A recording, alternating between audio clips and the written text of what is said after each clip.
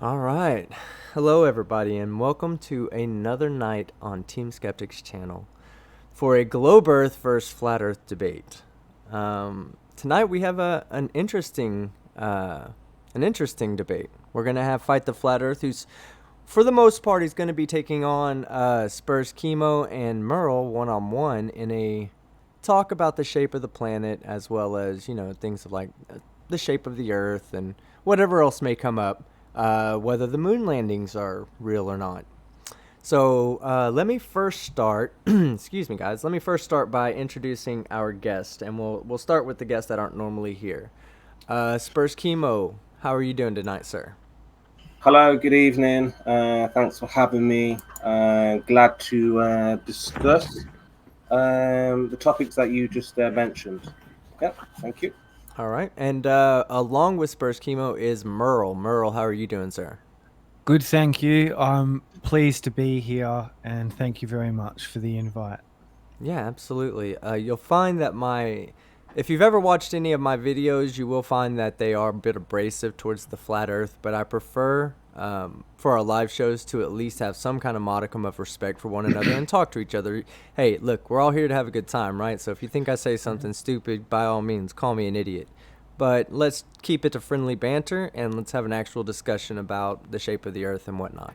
And as everybody knows, a regular on my show is Fight the Flat Earth. Fight the Flat Earth, how you doing tonight, sir? Not bad, not bad. Been a bit tired. It's been a busy week this week. We've had a fair few streams and we've still got a couple to go. Yes, we do.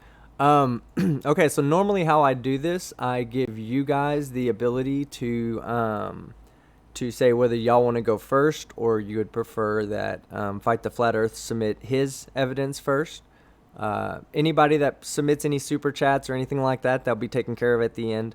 While the debate's going on, we'll pretty much stay out of it and let these guys have a go at it. So, Spurs Well, Chemo, would you like to go first, or would you like to have Craig present his argument first?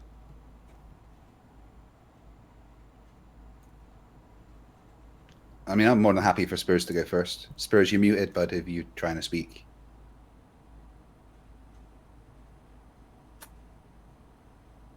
Spurs, you there?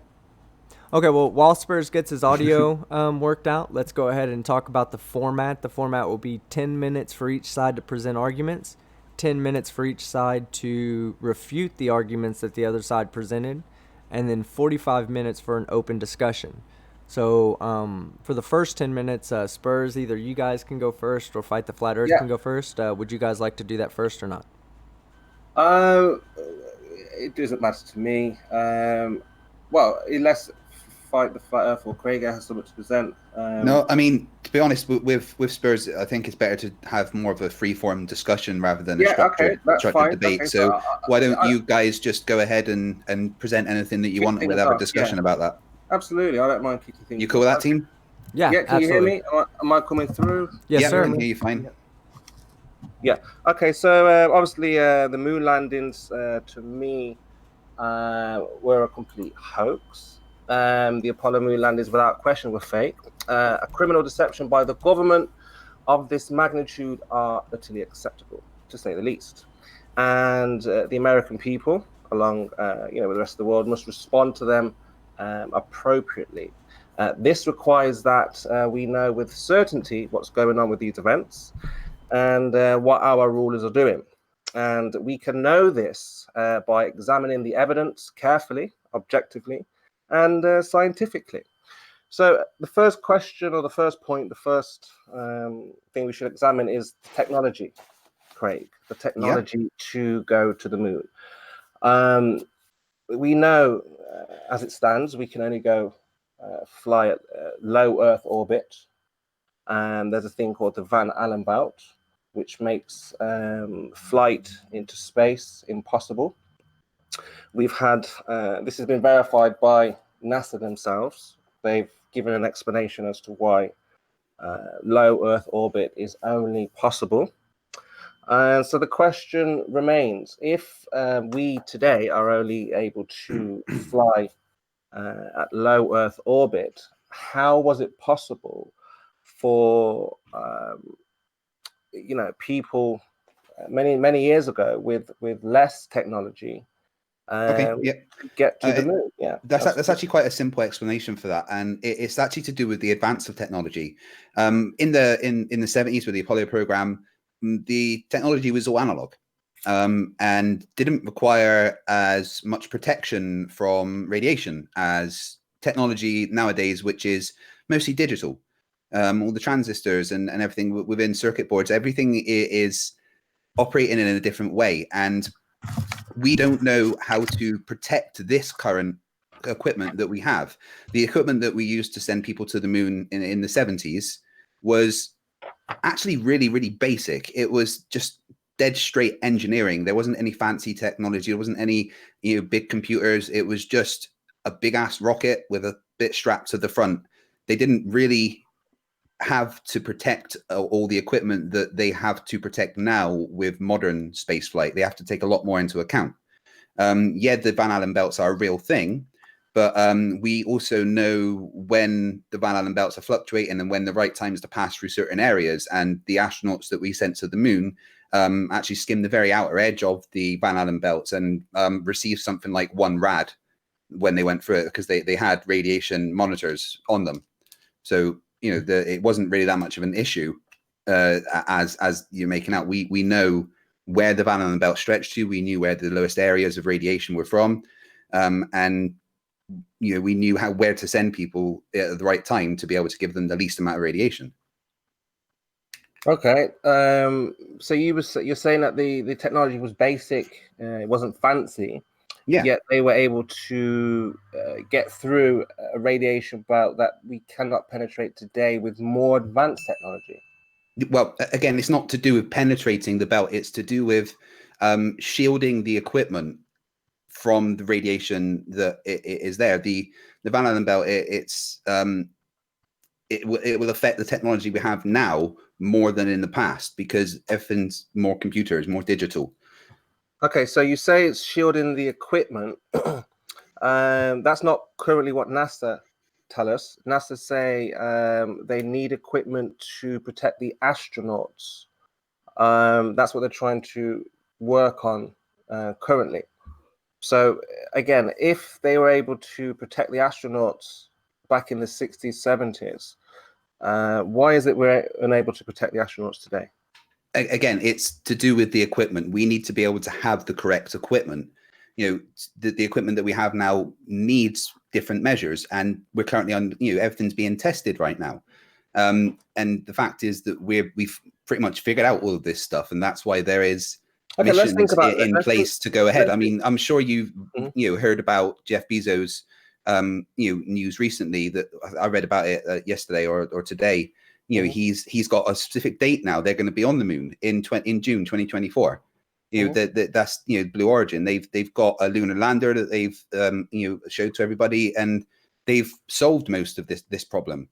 They know, they've done testing, they've had things in space, they've monitored where the radiation is and what effects it has on technology and people, and they're at a point now where they're going, yeah, okay, let's do this. We can protect the people and the equipment, and we're going to go to the moon. Do you have any? Do you have any citations, references? I mean, are you going to show anything this evening, or are you just going to? Well, it depends on what you need me to show you. I can show you diagrams about the Van Allen belts and where the particular strengths of radiations were, if you want. But I'm pretty sure I showed you that the last time that we spoke about the Van Allen belts. No. What I mean is well, I can obviously show what I'm talking about when we're talking about technology. So today I can show you that NASA have said that we cannot get through the man. You're saying the opposite. You're saying that NASA or the space agency back then knew how to get through. It was spoken of. They had the right shielding, and they managed to skim through. So I'm saying, do you have a citation or reference for that? Well, yeah, that's how the moon landings were done, how it was all planned. And I can show you a diagram of the trajectory of the craft that it took in reference to the Van Allen belts, if you want. If you give me a minute to find that. That trajectory today wouldn't get us through to the moon today, would it? It depends on timing. The moon orbits us at different periods. The Van Allen belts themselves shift, so It's about figuring out when the right time to do everything is. That's Well, more important. When is the right time? More importantly, can you tell me what the Van Allen belts actually are? Well, as far as I know, there's a radiation belt that would cause havoc to humans if they were to enter. That's as far as I know. Do you know what they're made up of? Do you know what creates them? Do you know what effect it has on equipment? No, the technical. But this is what I'm trying to find out. If you or anyone has sufficient, information on what it is and how to get through it and how to successfully get through it, well, then I'm listening. This is not my claim. That we've been through the moon. You're saying that we've been through something we can't go through today. So again, the phrase "we can't go through" isn't really the right thing. It's more about we want to make sure that everything's as safe as it can be with the technology that we're building, which is new. We're figuring out space flight now as much as possible. I mean, it's advancing quicker now than it ever has done. Right. And the Van Allen belts, they're not just like this massive poisonous radiation that everyone seems to think. It's literally just, what is it? It's solar wind that's been captured by like the planet's magnetic field. So it's energetic charged particles. Things need shielding. What will happen if it's not shielded? Well, you see this on the. If we just take a normal rocket today with men inside a rocket today without this shielding, what will happen to the rocket and what will happen to the men? Okay, when you say a normal rocket, do you mean a rocket with the technology that we had? Yeah, but based on technology that we had back then, or based on technology that we're using now, which is more digital? No. Today we suppose. Okay, well, more than likely, right? Well, for instance, on the ISS, which doesn't really have issues with the Van Allen radio belts, but it does encounter solar wind and solar radiation, and they have issues like their cameras, for instance, over time. Well, quite quickly, the solar radiation destroys the sensor. So they have to replace it. They can have like shocks and electric sparks a lot of the time when they're turning on laptops and things like that. And I imagine if we sent people through a highly charged area of the Van Allen belts without the correct shielding for the equipment, then it could cause short circuits in the equipment. It could cause sparking. Radiation, the energetic charged particles, which is mostly electrons, could interfere with the digital equipment that we're using in the current generation of technology. Yeah, this is a lot of could for something that you believe to be true. Again, it's a lot of ifs and maybes, right? If we went through, we would know, we would have. I'm going to touch on this later on. There's a document for the mission. It's 110 pages for the entire mission, the report. I don't know if that's true, but that's what I've heard, or that's what I've researched so far. If you have a larger document, then I'd like to see it. But I'm hearing that for such a huge multi-billion-dollar venture, there would be thousands of pages reporting what had happened. But more to the point, can you concede that we don't have a technology today to go to the moon? Yeah. No, because the technology is now built. Like I said, Jeff Bezos unveiled the lunar lander that he's using. So we absolutely do have the technology now, and it's all currently undergoing testing to make sure that it works and is safe to send people to the moon. What's this shielding called? What's it made out of? I don't know the specifics of what SpaceX and Blue Origin use as their shielding. I'm not a rocket scientist. Well, is it a secret? Is it top secret? Is it military? I don't imagine so. I imagine if you Googled what shielding is required to get through the Van Allen radiation belts, you could find the information you needed. Oh, it's just that you're so confident that there is shielding, but you don't know what this shielding is. Well, that's because I am confident that engineers that have trained in their job know what they're doing and have done decades of testing to develop technology to go to the moon. But I don't know. I don't know exactly how my computer works. I don't know what the motherboard does and all the ins and outs of my computer. But that doesn't mean that I don't know my computer. Forgive me, but your computer's not going to kill you, is it? I'm so sure if that's- I did something wrong with it, it could. But my point is, I don't have to know the ins and outs of workings of technology to know that it does the job that it's designed for. Wouldn't you consider this new technology? They've just found a way to get through the Van Allen belt.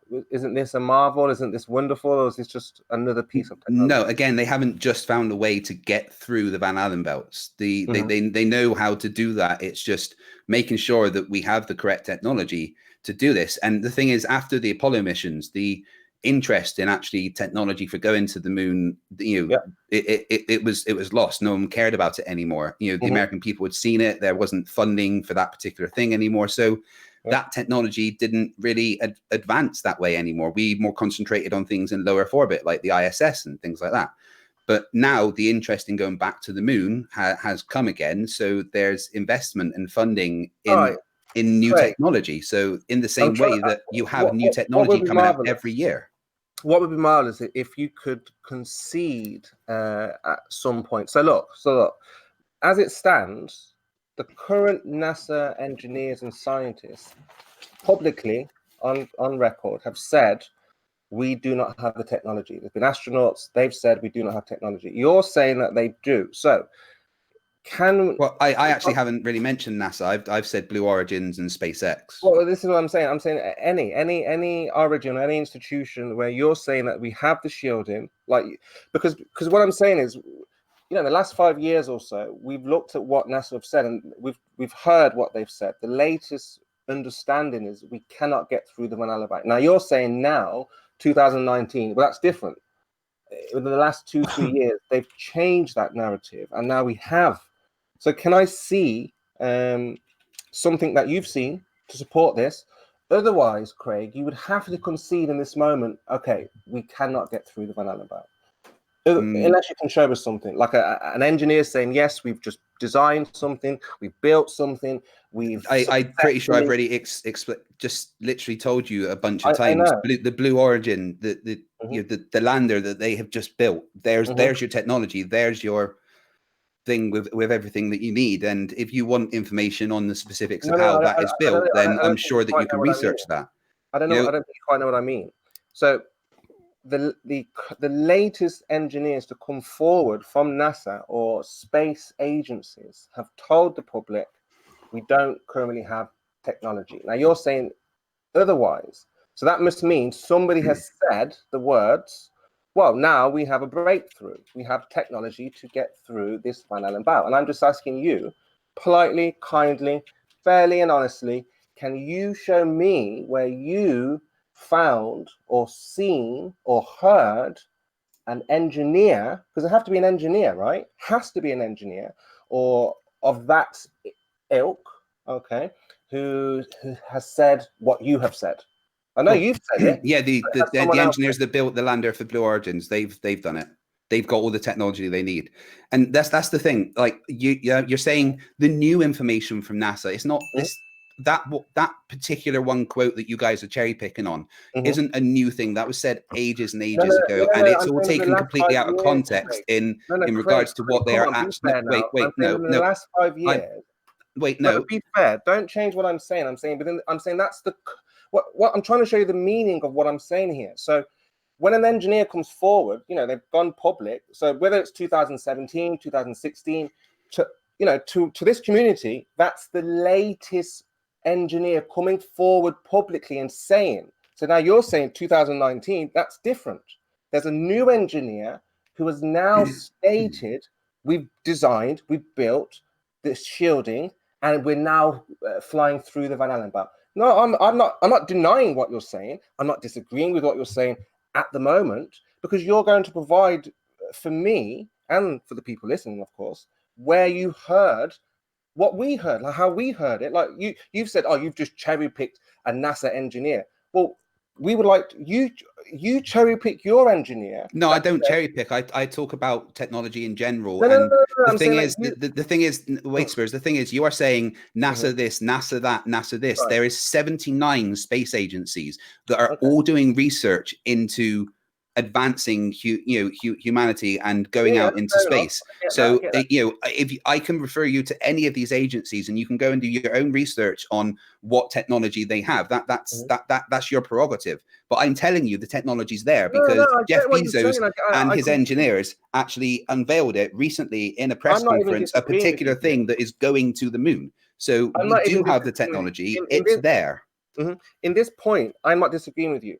I can imagine universities, institutions all over the world, Japan, China, France, Britain, America, all over the world, trying to find a solution for this Van Allen belt. I agree with you. Yes, there would be these people say, I have a paper, I have a solution, I have this, but where are they? Who is that guy that came forward and said what you've just said? No one's come forward and said that because they're all just doing their jobs, Spurs, and people don't always just announce what they're doing in their jobs. Like I said, there's 79 space agencies that all have their own research and development. There's private companies, there's government-run agencies. They all are doing research. And for the past 5 to 8 years, they've all been talking about having the technology to go back to the moon.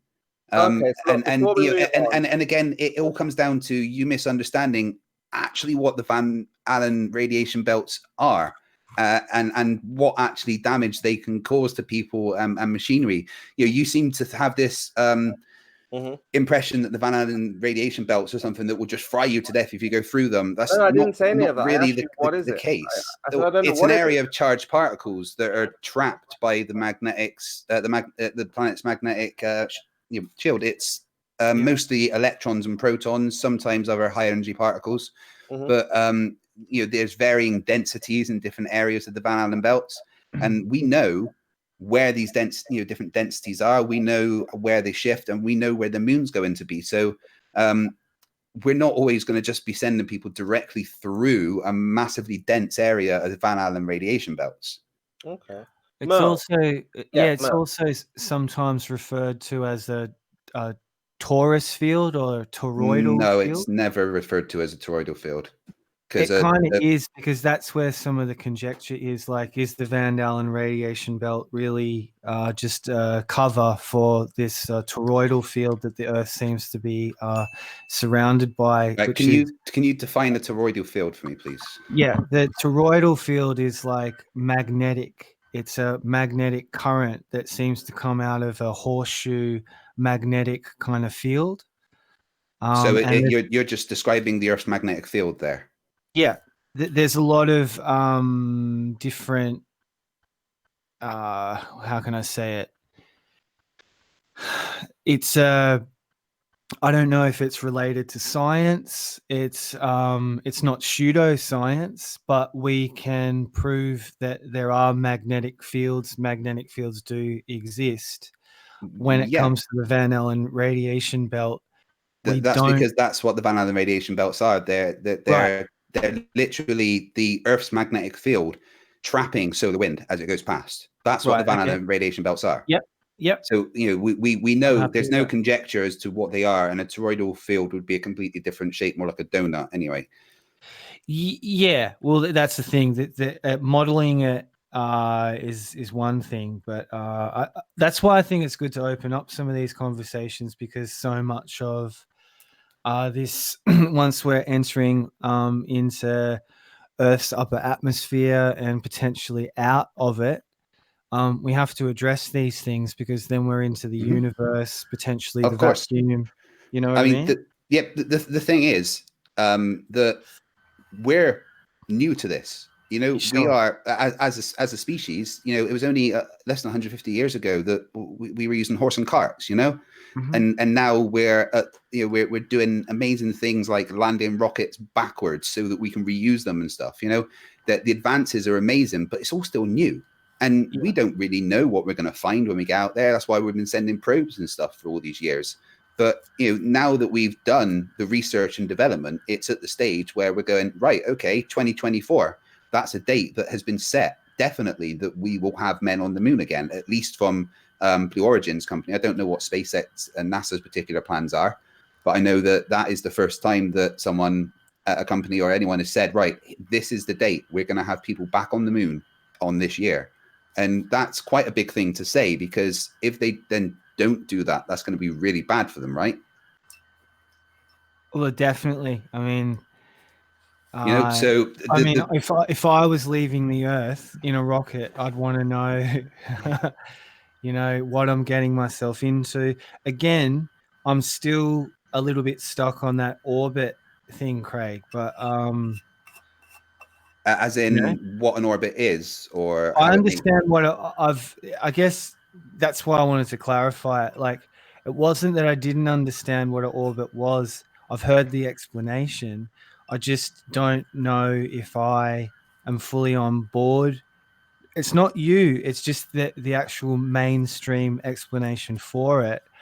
I've sort of been looking for evidence of, being able to sort of be, say, like a catapult, like once it's flung, especially like down here on the ground, there's going to be a point where the trajectory will end, the momentum and the velocity of the object will eventually hit, either the ground, because it just can't maintain velocity. But it seems out there in space, it sort of can do this almost like whiplash effect and keep sort of. Okay, well, try to think of it. Keep hold of that catapult idea, and when you fire the catapult, the projectile will go in an arc and then hit the ground. Yeah. Yeah. Now imagine that the catapult is powerful enough that the arc of it falling matches the curve of the Earth. Yeah. What do you think would happen then? Well, yeah, if especially then if you could get in the field and if everything's spinning and turning and we've got the velocity, you conceptually you'd think it could just go around like almost like a washing machine, like it would just maintain momentum. Yeah. I mean, that's the idea, isn't it? Yeah, basically. And obviously now when you're on Earth, that's not going to happen with most things, because there's resistance for the object with air resistance and everything. But in space, there isn't that resistance. So once something has that velocity for its arc of falling towards Earth to match the curve of the Earth, there's nothing to then slow it down. So it's just going to keep doing that. Mm-hmm. Yep. Yeah. I mean, I haven't got. People are saying even in the chat here, like no friction in space. If the way I've heard it too is that Earth's in free fall. There's so many big concepts here for me, Craig. Sometimes I'm just like, what is going on? Why? That's the thing. There is a lot of concepts, and people get a lot of concepts mixed up because science, our understanding is constantly increasing. So we're not. It's not that we're changing things. It's that science revises hypotheses and ideas to match new discoveries that we have. And if you look at gravity, we had Newton's understanding of gravity, which worked and gave us calculations that matched reality. But then we've expanded that knowledge, with Einsteinian gravity, and we now know that yes, Newton's calculations were right, but his explanations as to what it was aren't really right, and this is the inner workings of it. But now there's even more to gravity than kind of what Einstein understood, and we're going into the high-end area of gravity with energy and mass, and it all describes the same thing essentially, but it's deeper understandings of the same thing. And I think a lot of the problem with, without wanting to sound insulting anyway, is you need to have the basics down before you try and look at the bigger, the more grander physics that are being developed nowadays. Yeah, no, definitely. Yeah. I mean, I'm not insulted at all. I know that most people I know wouldn't even know the foggiest or the slightest of what's involved in something like leaving Earth and going into the universe. Most people have no idea what's involved. They just look at the rocket launch and they're like, oh, great. And then everyone's at home clapping like, woohoo, like, we know we did it. And no one really knows what's involved. So, like, and that's why there's people, NASA, for instance, they have 18,000 employees. And a good portion of those employees are rocket scientists, and they're, I don't like using the word faith because it's not a faith, but I know that math works because I've done physics my whole life. And in the same way that I know maths works, I then know that what they're doing based on maths is going to work. They have a better understanding of maths than I probably ever could, of a lot more, deeper concepts of maths than I understand. Yeah. But I know that maths works because it's been demonstrated. So I have to understand that they're working with maths that they know works and developing things based around that. And that's why they get paid so much money to be rocket scientists. If I was that smart, you think I'd be sitting on YouTube every day. Yeah. I mean, do you want to? I'll pass it back to Spurs for a sec. Like, are you kind of comfortable with that? See, for me, my main issue is there's all this motion we're being told that's happening, but no one seems to feel it. Right. Here's the big thing about that, right? So you hear the big numbers, like the Earth is spinning at the equator 1,000 miles an hour. The Earth is spinning around the sun at, 36,000 miles an hour, whatever. But what you got to think is, all right, it's spinning 1,000 miles an hour compared to what? Because speed is a relative thing. So yeah, technically the ground speed is 1,000 miles an hour, but 1,000 miles an hour compared to what?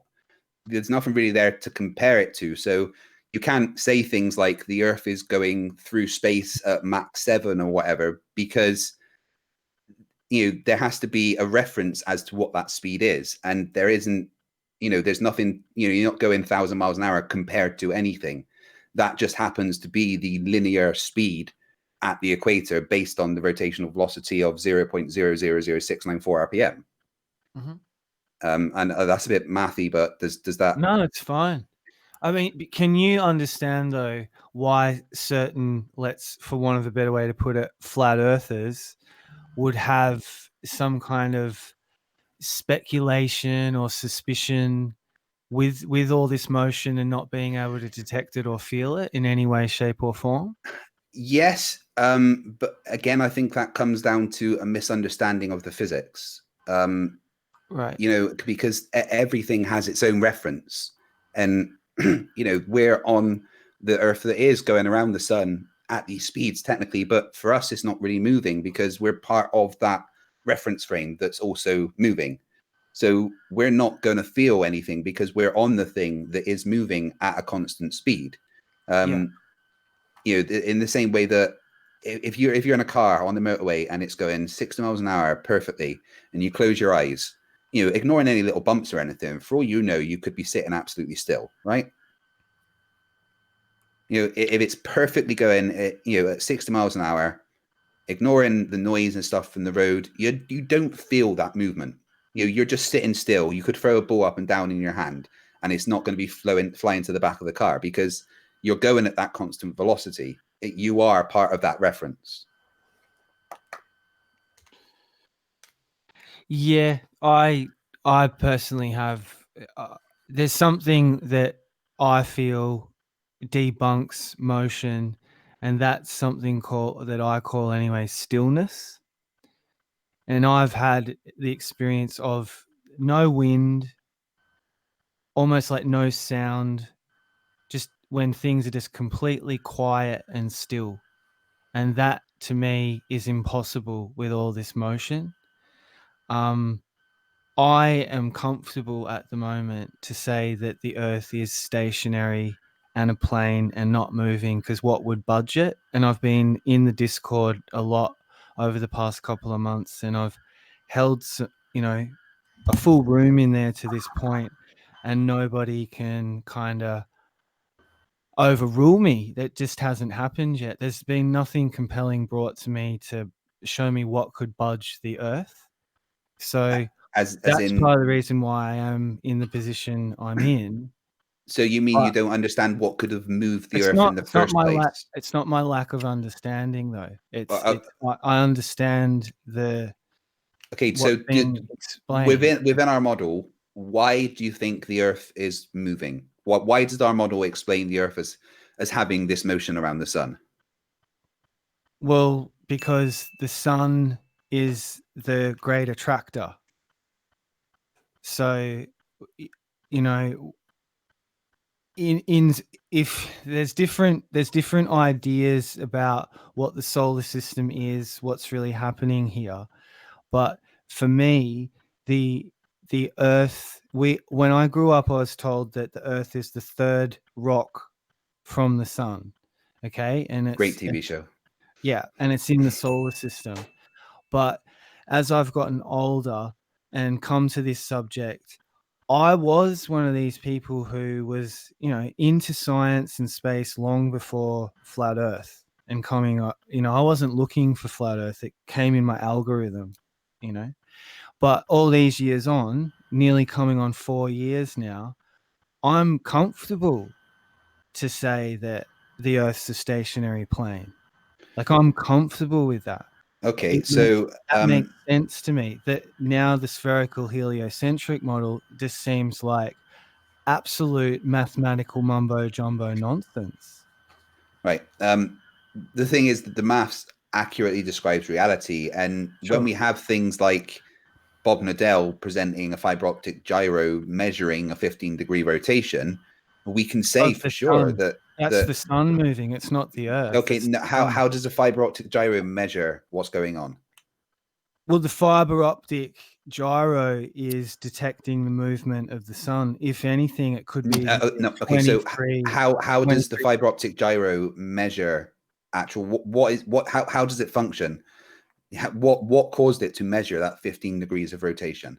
I think it's absolute fucking, sorry to swear there, but I don't buy it. I mean, I think a lot of this globe buster stuff has been put out as a red herring.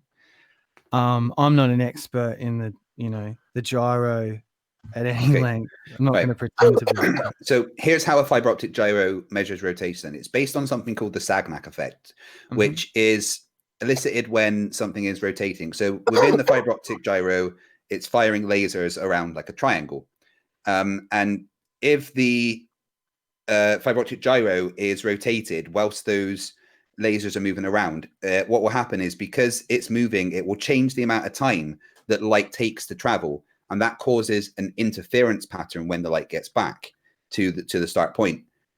So the only thing that a fiber optic gyro or ring laser gyro can measure is the rotation of what it is physically touching. It can't measure the light of outside. It has no reference for what's going on outside.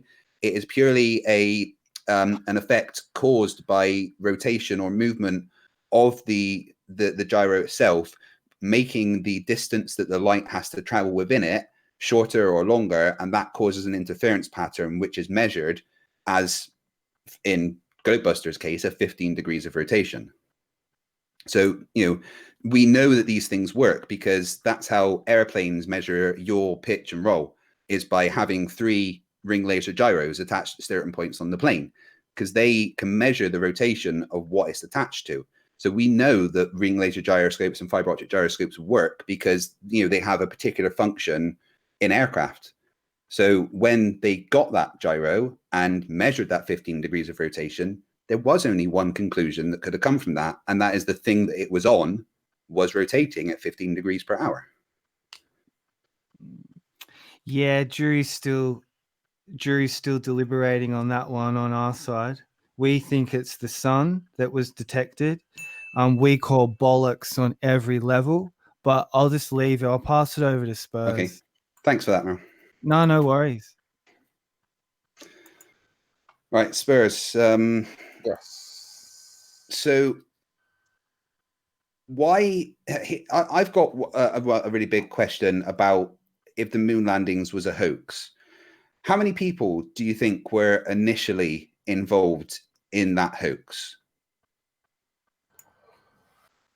How many people does it take to produce a Hollywood movie?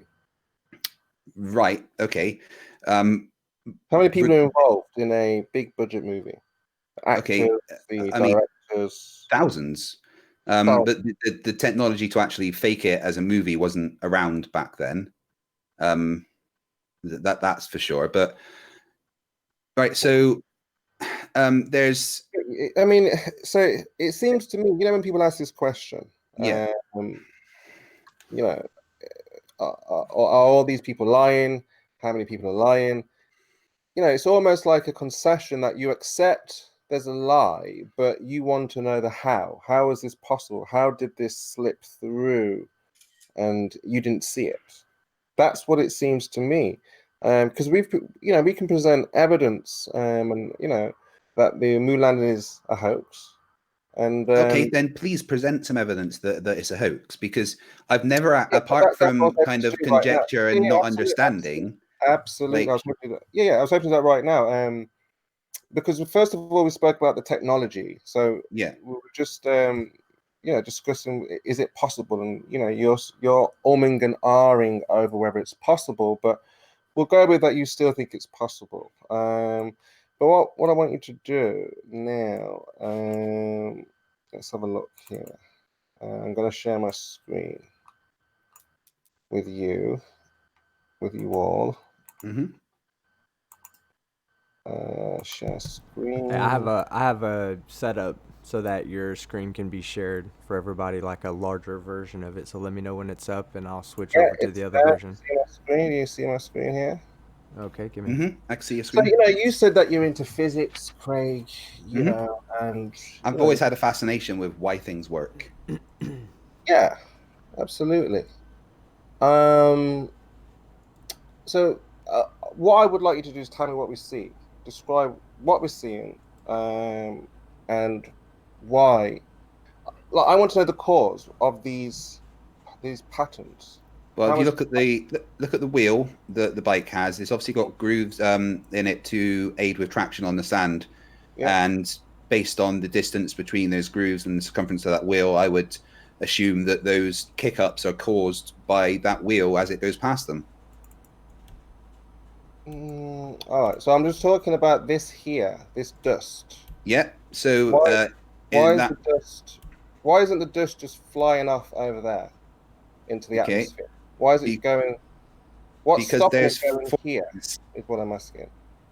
Well, based on all the forces that are acting on it, it's not shooting the sand that way. It appears to be shooting the sand kind of straight up. Maybe there's some wind. I mean, at that point, I don't know what the wind conditions are there. It's a pretty open area, so there's a chance there could be a lot of wind. Wind can blow dust, so yeah, but you're not giving me the physics behind these layers of dust. Okay, those layers of dust are caused by the tread on that tire pulling up some of the sand, which is then falling off. The layers are the sand falling off of the tread of the tire. I don't really understand the point here. There's, if you want to talk about why the sand is being lifted up, it's because of forces being applied by the tread of the tire, and then when it gets to a point where it's falling down. This is a normal car. So again, have these layers here, right? So you see that arc? It's arcing. Yeah, it could be wind. Like I said, I don't know what the conditions are there. They're that looks like a place where there could be quite a lot of wind. The truck's obviously just driven over some dust and kicked it into the air. Okay. So if there were no atmosphere, would we have this effect? Well, that particular thing there, probably, because gravity is still a thing, and what's happening there in that particular thing, I don't think has anything to do with the atmosphere. It's the tread of the tire picking up sand. You can see the car is going to the right.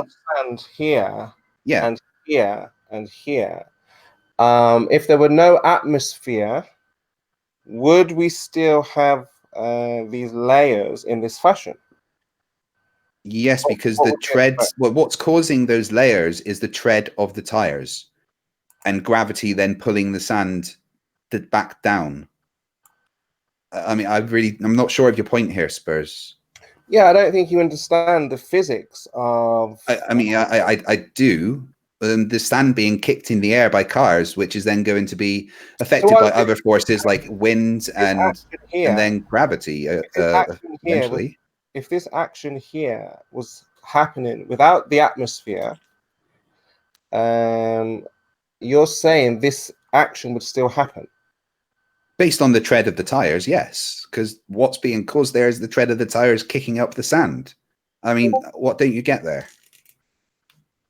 Because obviously, if there were no atmosphere, this dust would just fly out. There's nothing. No, The atmosphere is preventing these dust particles from flying out. And obviously, as they get dispersed and get thinner, they would disperse. Yeah, as it goes away. I think that's a really big misconception from you there, Spurs, because no, the atmosphere isn't stopping the dust being flung out. Like I said, if there's wind and stuff, it's going to be blowing it. But what's stopping the dust just flying off into space there is gravity. It's pulling the dust back down. I'm not talking about an upward motion. I'm talking about away from the vehicle. So, right. Okay. Now, look. What? It's reference frames here. The vehicle is moving away from the sand, not the sand away from the vehicle. The sand is the vehicle is kicking up the sand at that point, and then moving away from it. Yeah. But we've got these walls, these layers of sand called the atmosphere. With no atmosphere, you wouldn't have. No, again, it's not the atmosphere. It's like, again, look at the tread. Look at the tread on that tire, right? Yeah, okay. As that tire goes through the sand, but that's what's causing that. As the tread is going through the sand, it's chucking some of the sand up in the air, and then it's going to, air resistance is going to cause it to disperse a little bit, and it's going to fall back down. That's what's happening there. There's nothing. I mean, okay. So describe to me. You throw sand in a vacuum. You're saying you'd be able to hit a wall of air like this. There's what wall of air, Spurs? In a vacuum. This is what I'm saying. If there's no atmosphere, would you hit a wall of air like this? There is no wall of air there. That's what I'm trying to get through to you. What's happening there is because the treads are picking up the sand at that particular point, gripping it up and chucking it up in the air a little bit as the tire drives over it. It's not, if it was a vacuum, then maybe it would fall a little bit. It wouldn't disperse quite as much because of what there is in the atmosphere of wind and stuff. Okay, but, so so Craig, look, we're not focused on the tire. We're focused only on the dust particles and why they are building up. Why it's building up like this? It's going up like this. Okay, and why it's not just flying out into the atmosphere. Why it's in this fashion. Okay, what on that when that particular picture was taken, what was the wind direction and wind speed? Well, why would that matter? Well, that would matter a lot. No, because we're talking about an atmosphere versus no atmosphere. You realize atmosphere has wind in it, right?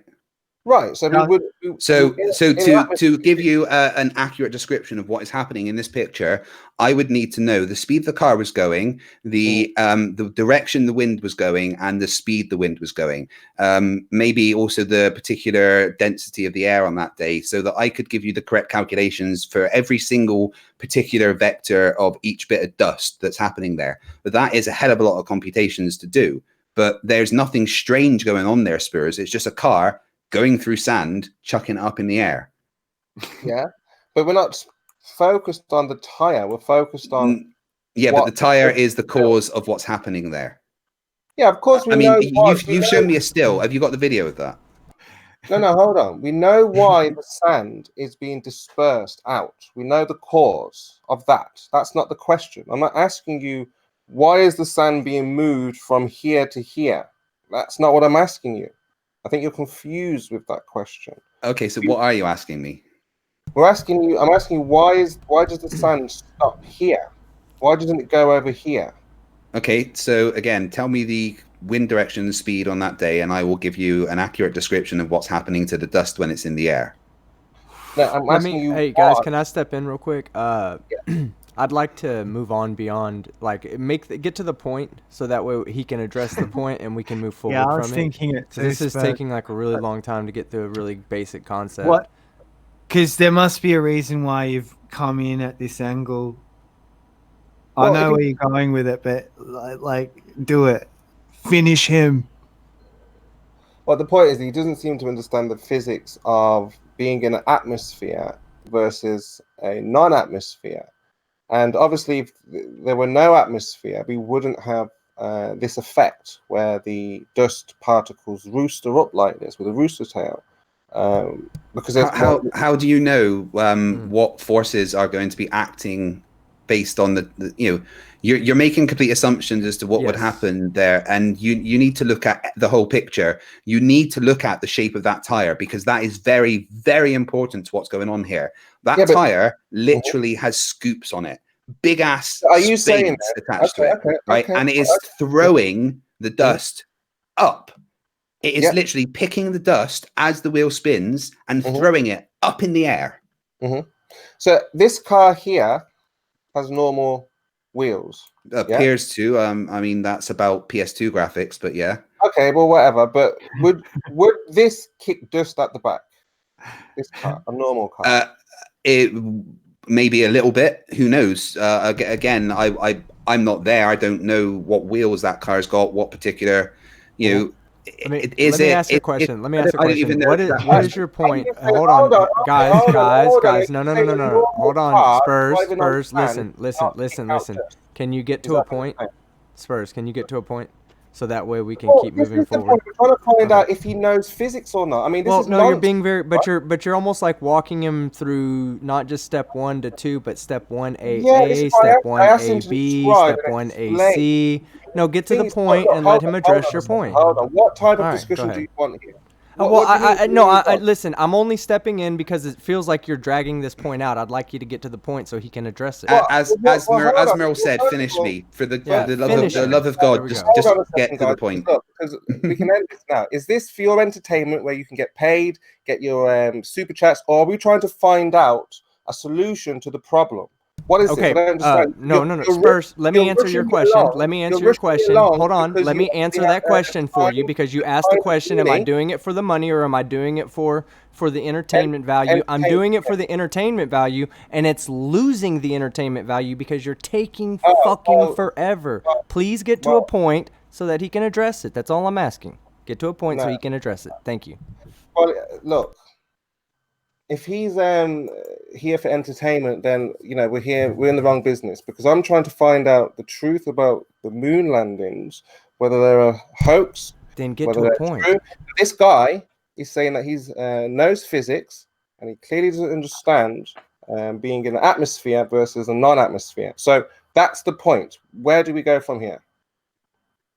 I mean, I'm still lost as to what your point is there. Like, if that particular car with those scoops on was on the moon, then it would probably do something pretty similar to the dust, but then I imagine it wouldn't be held in the air as much because there isn't the air resistance. It would maybe fall down a bit quicker because there isn't the air resistance and the actual atmosphere keeping it up.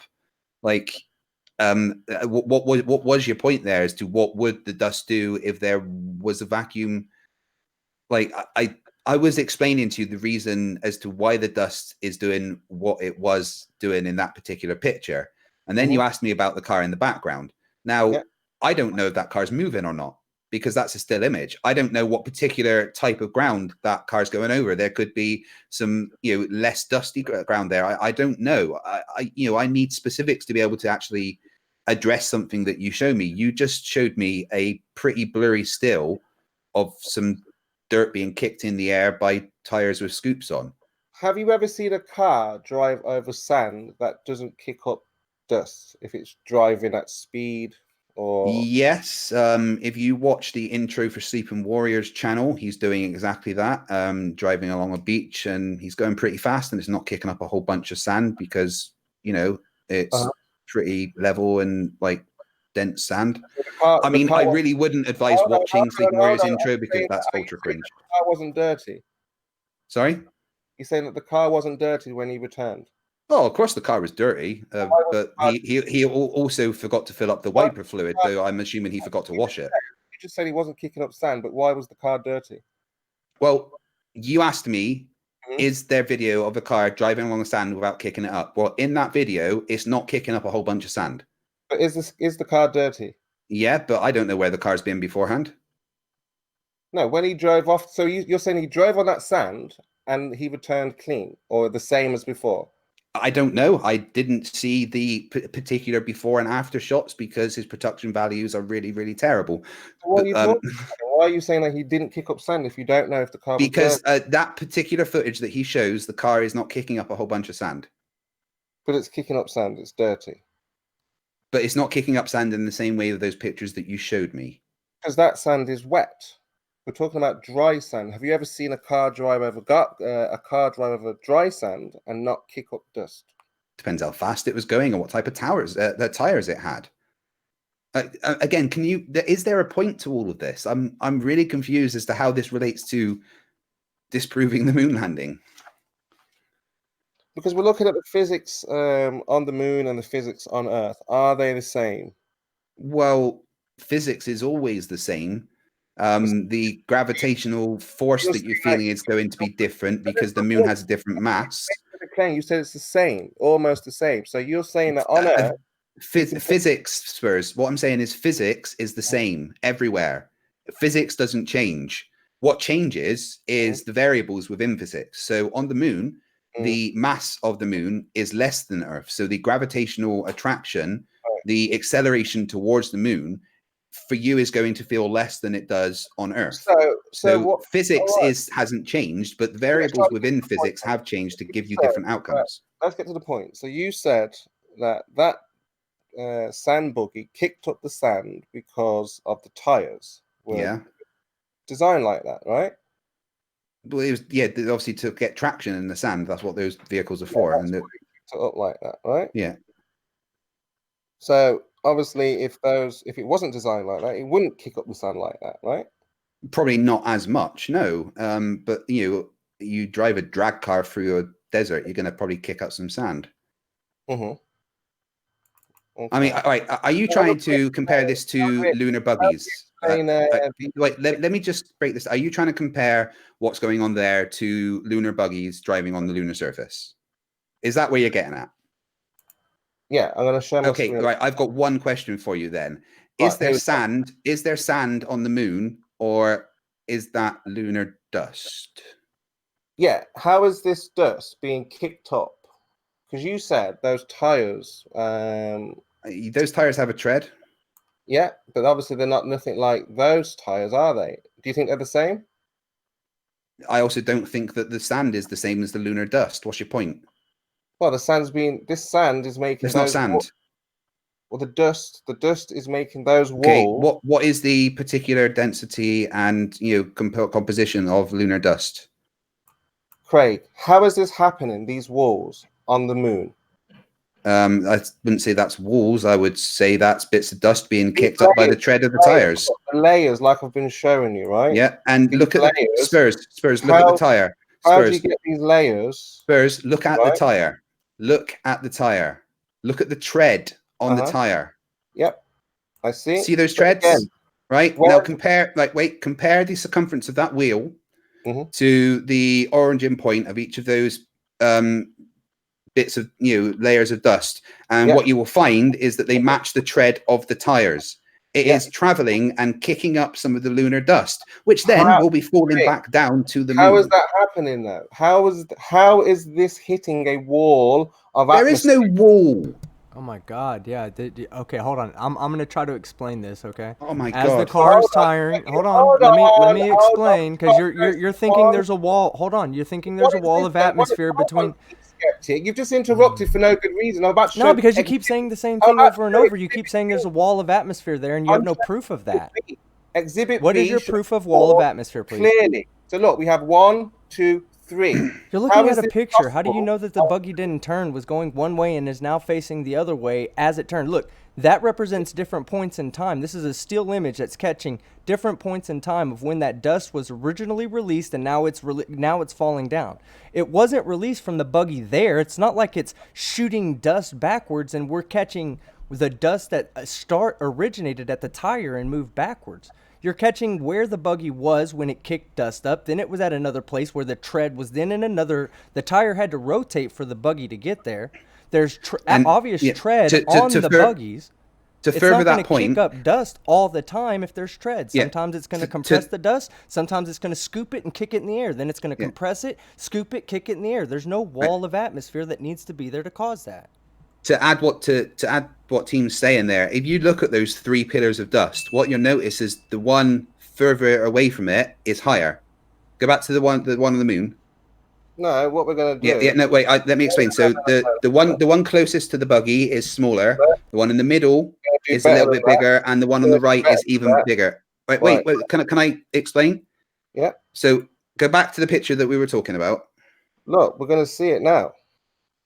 How is this kicking up dust? And Because the how- tire tread is kicking up the dust as it goes past. Forget about the tire. The tire is the cause of it. I'm not forgetting about the tire. That's what's causing it.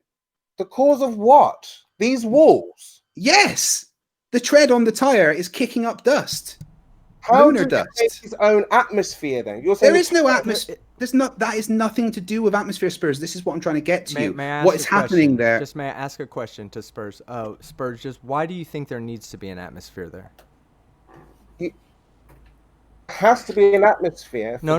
Why do you said it has to be, but why? What I do don't you need mean? an What? argument from incredulity. I need an explanation as to why. With no atmosphere, the dust would just fly off into space. No, it's not. Okay, you're Does gravity stop all of a looking at sudden? it. Hold on. Let me explain. You're looking at it as if the dust is being ejected backwards from a stationary position, and that's not really what's happening.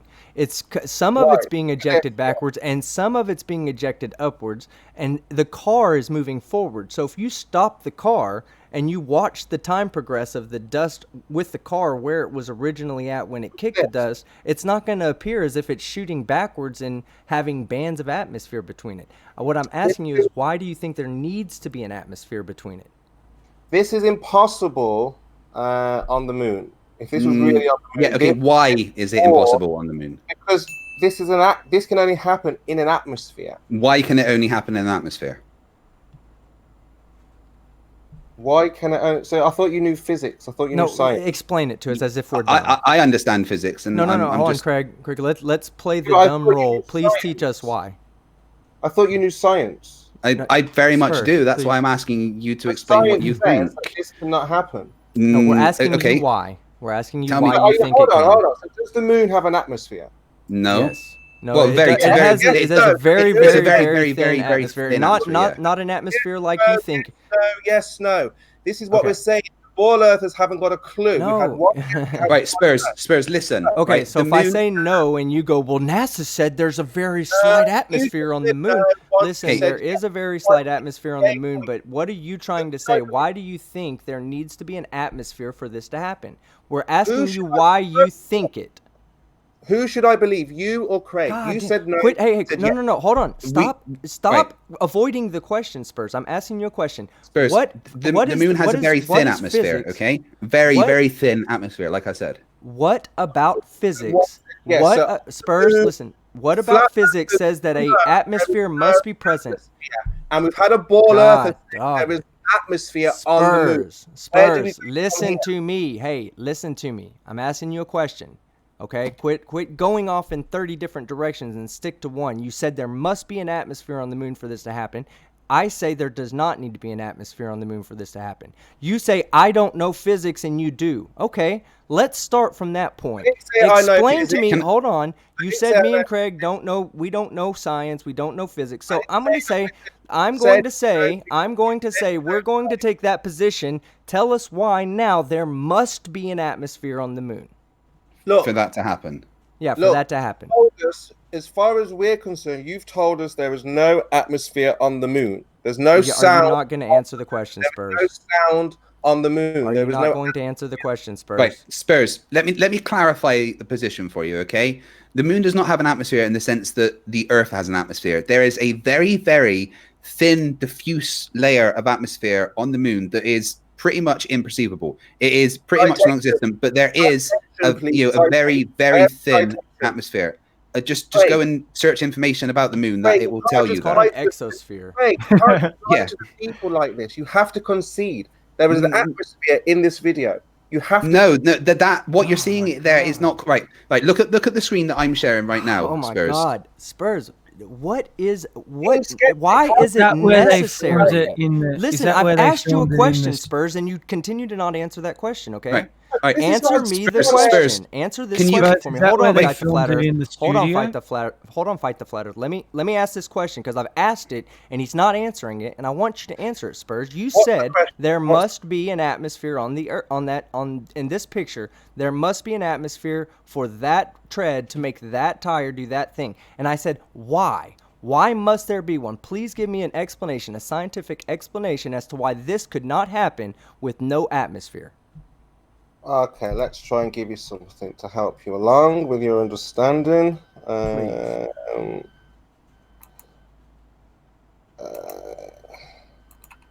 I mean, I don't. This is a child's play. Everybody knows. That's there's no fine. That's atmosphere. fine. That's fine. There's Explain no it. atmosphere on the Explain moon. So- explain it.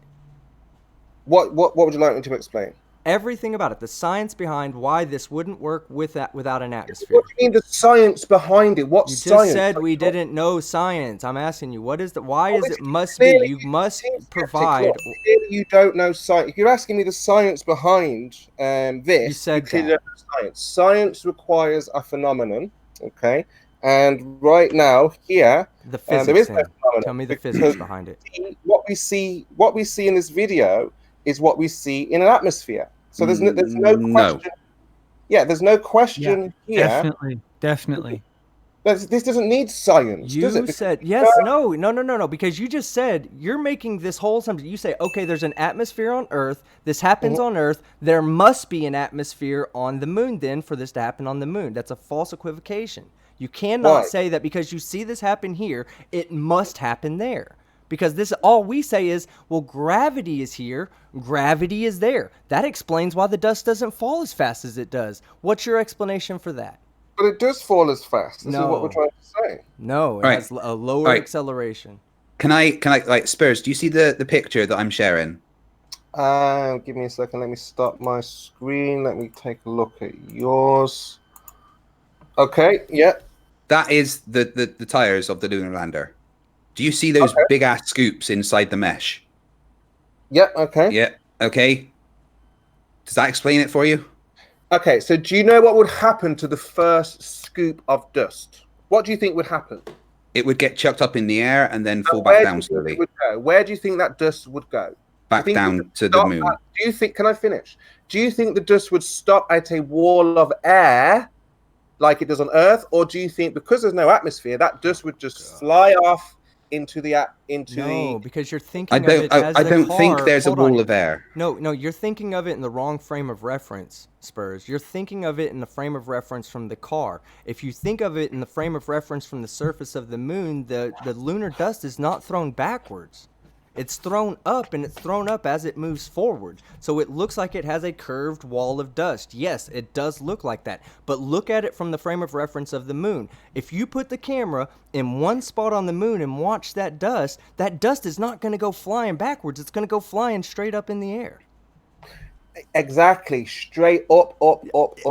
This would happen in both the Earth and the moon. You're not making a point here. That's why I'm getting frustrated, is because you're not coming to a conclusion as to why the atmosphere must be there for this to happen. Calm, Team Skeptic. I'm sorry. You're right. I'm getting excited. This is why I didn't want to interject, you see, because I get involved. Look, very simple. I know that you want to believe, but look, in a place with no atmosphere, okay? Do you see my screen? Are you working on my screen now, yeah? You're back on my screen, yes? 2 Now, seconds. I'm not saying that you should, have an answer right now and, get into it right now or whatever. But is that my screen? Oh, I'm sharing. Yeah, your screen's on. Yeah, let me give you the right screen. So I just want to clarify one thing, that there is no wall of air on either Earth or the moon that's causing those. It is just the dust being picked up by tires and chucked up, and then it comes back down. So what's air resistance? Well, air resistance is going to keep some of the dust particles from falling down as quickly, but on the moon, from moving away. Why does it stop It doesn't stop. It's not going backwards, Spurs. That's the thing. Those Okay, dust. so Wait, look listen, at my screen. listen, Are we Spurs, looking at- listen. They're not going backwards. They're going straight up. Do you understand? Okay, whether it goes up or back is not here nor there. The point No, is, it really, really is. the point is this. But that's not my point. That's not my point. This is what you're missing. My point You is. haven't made a point yet. Okay, so let's play this. This is my point. So look, as we see this now, let's remove the buggy, away from our observations. We're only focusing now on the dust and the physics and the science of the dust. Now, Okay.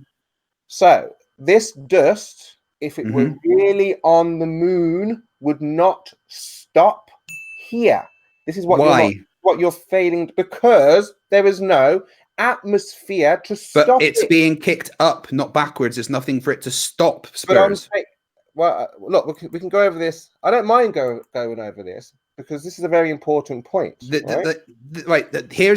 no. Let me just shut this down, because here's what's happening. The dust is being kicked up, and then it's being brought down by gravity. That's all that's happening there. There's nothing weird. There's nothing crazy. There's no atmosphere. The dust is being kicked up, and then it's being brought down by gravity. That's it. End of story. Please, can we move on, because this is completely pointless. Well, it's at the same height. Yeah. It's at the same height that it would be on Earth. That's the point. How do you know? Because this is what have you seen? Wait. Have you seen that buggy driving in lunar soil on the Earth? Well, is there a magnetic? Is there a? You're not answering my question with a question. I would like a direct answer to my question from Spurs. We'll get to you, Merle. Merle, I'll bring you in next, Merle. I'll bring you next. No, so Spurs, have you seen a moon buggy driving around on Earth on lunar soil? No. Then how can you say that's the same height that lunar soil would be on Earth? Because you have no idea at all what you're talking about. Because don't make complete and utter ridiculous assumptions like that. That is complete and utter nonsense. Let him answer. Because I'm talking about the dust, not the buggy. It doesn't matter if I were to throw the dust, on the moon, or throw the dust on Earth, they would be different distances. Do you understand? Yeah, but I don't think you do. That's the point. So on Earth, the dust would be different, the distance and the height. Okay, now show me show me a buggy with that dust on Earth so that I can compare them. You can't. You're just making shit up. Hey, Fight the Flare. Can we get to Merle had something to say? Let's run over to him real quick. Go ahead. Well, Merle. I was just going to say, because when it comes to this gravity thing, so we're told that the Earth has this, core in it that pulls everything to the center. Does the moon have the same core? Well, no, okay, right. Let me stop that right there. The core has nothing to do with what's happening with gravity. Gravity is the mass of the entire object.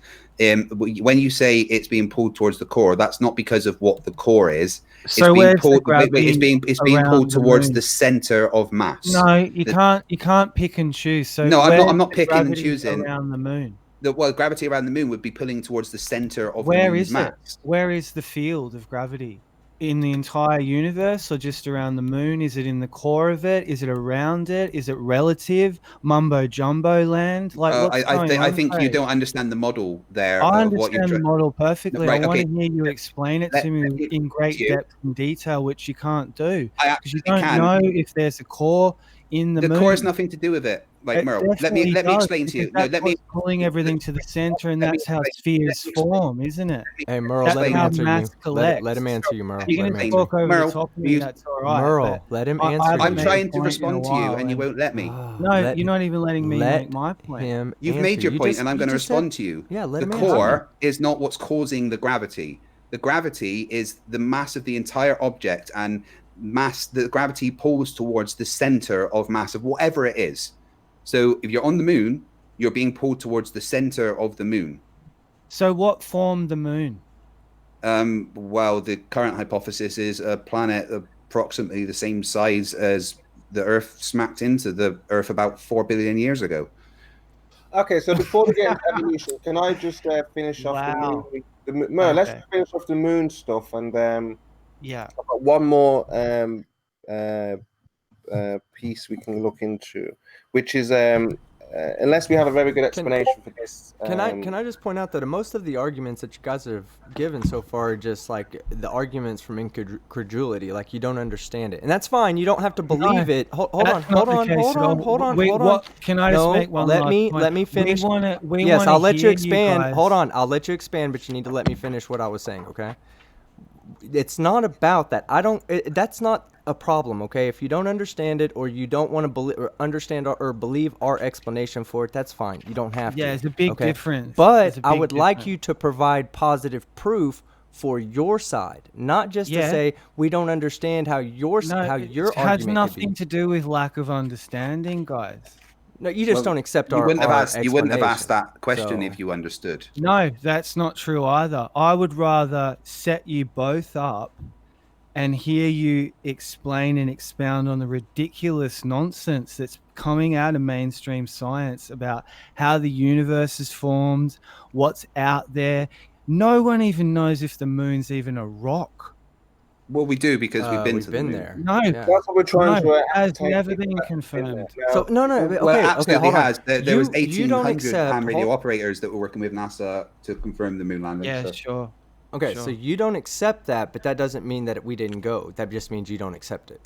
So it doesn't mean that the whole argument that we have is incorrect because you won't accept it. It just means that you won't accept it it. doesn't That's mean it. that either. It doesn't mean that either. absolutely- I know that none of you could create a moon.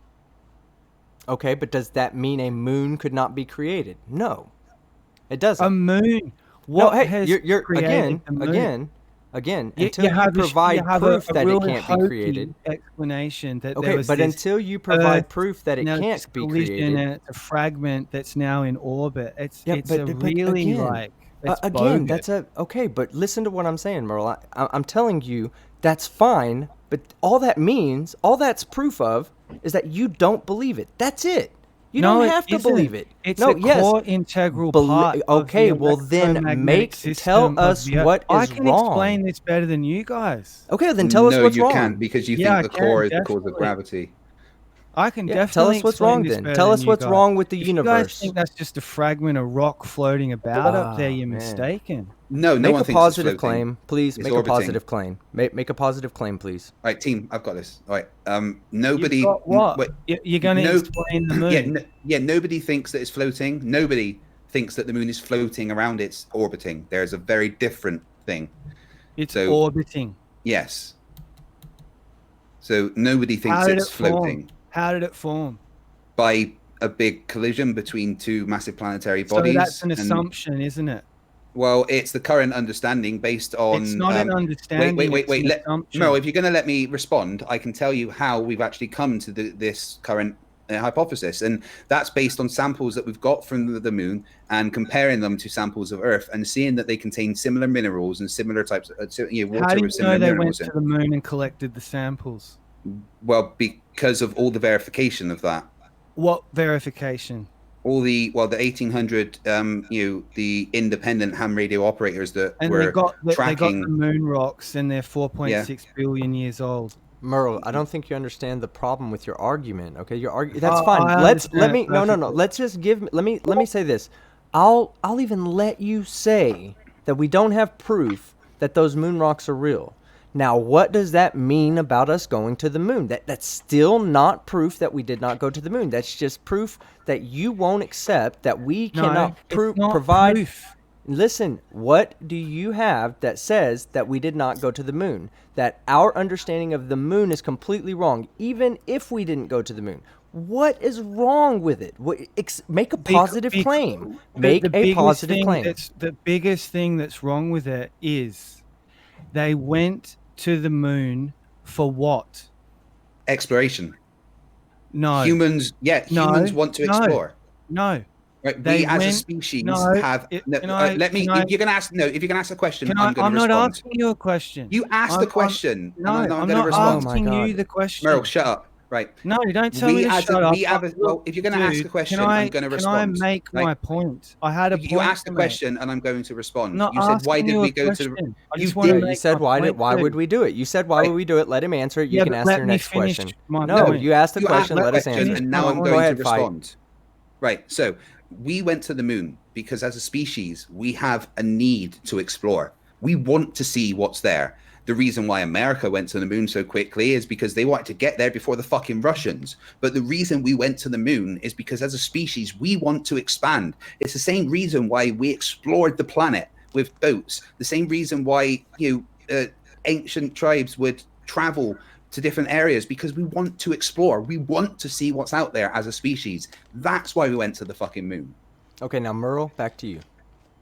All I was going to say was, and then they landed there, right?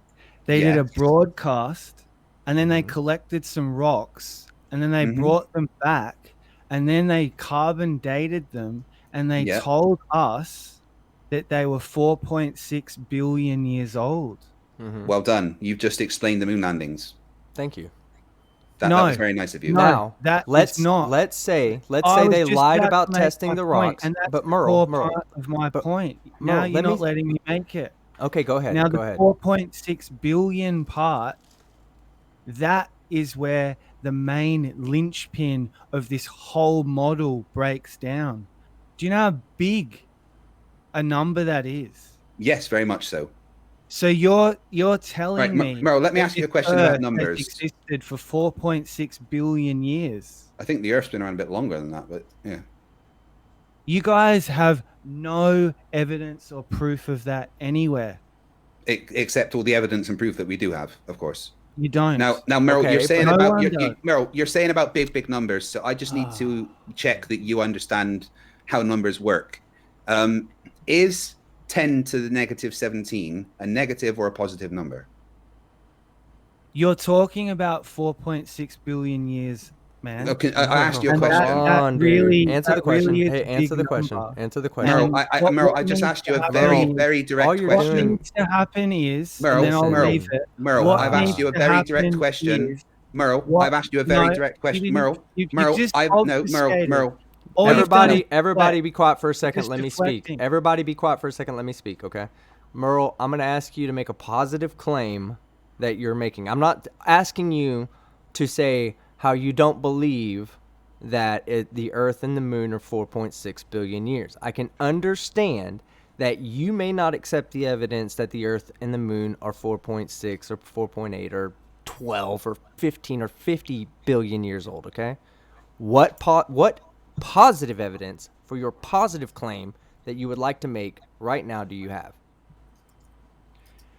There is no evidence to Thank you. substantiate that claim. No, your positive claim about whatever There is you no believe, evidence to whatever you believe. substantiate that So claim. make There a is no evidence. So That's the okay, problem. okay, that's It doesn't your exist. claim is that there is no evidence. Okay, so Yeah, fight it the flat doesn't Earth. Go exist. ahead, fight the flat Earth. What It's an evidence do we have? assumption. What evidence do we have? Fight the flat Earth. Well, said- evidence. Explanations, mumbo Hold on, jumbo. no, Merle, hold on. I just let you speak. Hold You've on, got Merle, give me a second. Let him speak now, okay? You said the evidence was the problem. Fight the flat Earth. What evidence do we have? Well, we've got lots of evidence, but one of the best evidences got of rocks. Hold on, let him Wait. finish, Wait. Merle. Shit, man. What- Can one you, of- we'd one let of you the speak. best- Why don't you shut up and let him speak, please? one of the best evidences we have is actually drilling into ancient ices. Drilling into ancient ice glaciers and stuff, because it actually shows you year by year what the atmospheric density and everything was. So simple things like testing ancient ice. We can see the layers of rocks that have been around for years and years and years, and we can tell what age they're from. Fossils and carbon dating. We have Skeptic, you just said to Mel, you don't want to hear what he believes, right? Where? No, he said that there's a lack of evidence, so I'm asking. Craig Hold has on, we'll told get to us you, that what Spurs, he- in a yeah, second. Craig We'll has get to told you, us that Spurs, what in a he- second. right? He Listen, just said, oh, we have listen. Don't speak over Fight the Flat Earth while he was answering the question, and then you can ask the question next. I asked being him. biased I asked there. Merle. No, hold on. I asked being Merle. biased. Spurs, be quiet for a second, please. I asked Merle to make a positive claim. He said his positive claim was that there was not enough evidence. I've asked Fight the Flat Earth to address that positive claim. As soon as he's done, whether you believe it or not, that's fine. I'm just asking Fight the Flat Earth to address it. If you want to question what he says now, in a second, I will open that and you can question the way he answered Merle's assertion. Now, Fight the Flat Earth, please finish. So Spurs, following you're the next. development Spurs, of you're following next. I'll the send it to you. Following the development of radiometric age dating in the earlier 20th century, measurements of lead and uranium-rich minerals showed that some were in excess of billions years old. The oldest such minerals analysed to date, small crystals of zirconium from the Jack Hills of Western Australia, are at least 4.404 billion years old. Calcium, aluminium-rich inclusions, the oldest known solid constituents within meteorites that are formed within the solar system, are 4.567 billion years old, giving a lower limit age for the solar system of 4.5 billion years old. So there is evidence based on scientific reasoning with tools we have developed to do specific things of what the age of the planet is. Okay, stop there. Spurs, back to you, Spurs. Can I say one last thing, Spurs? Would I be allowed to just read the Bible like that, Team Skeptic? Yeah, I was going to say that because Listen, that I'm letting y'all address it. I'm going to yeah. give you the option to address it. I can ahead, provide Spurs. the citations if you want. Go ahead, It Spurs. doesn't matter. Skeptic, come on. Could I read from the Bible now and say, yeah, this is what the historians agree with, simply because I've read it to you now? Would you accept that, Team Skeptic? If you could back it with some kind of evidence of that claim, yeah, sure. I can give you the citations. If you can't back it with the claim, then I'm going to be less inclined to believe you. Back it up with a demonstration. If I say to you, what if I say to you, so you want me to personally radiometrically date some minerals from Australia? Why are you making such an Cool, go get them for me and I'll do it. Outstanding claim if you're not prepared to back it up. I don't understand. I'm saying that I will He's back it up. I saying will he give you can give you the citations and citations. references. I can tell you where this data came from. Yes, I can but tell you the name of the people involved in the research. I were to cite the Bible and say the historians and the scholars had verified the Bible, would you accept it? If you could then back it up with accurate citations, then yes. What, so more citations, more scholars, more variations from people saying, yes, I agree with what they've said. That's So you right put those now words you're in. doing We the didn't genetic say fallacy of right now you're doing the genetic fallacy of you didn't do it yourself, you can't show it as evidence. That's a bunch of bullshit. I'm just saying, do you agree that we should just accept because No. No, Okay, let me ask you- Spurs. I hold on. Let me address that. No, Spurs. I'm not saying you should. Okay, I'm saying you should sit back. Hold on. Let me finish. I'm saying that you should take the body of evidence. Okay, the body of evidence that is given to you, and you should look at that body of evidence with a scrutiny, with an eye of analysis. Okay, you should scrutinize that evidence and come to the conclusion for yourself: is that enough evidence for you to believe it or not? If you don't think it's enough evidence, then don't believe it. That's the whole premise of why I don't believe in the Bible, is because I don't feel like there's enough evidence to back what is being said.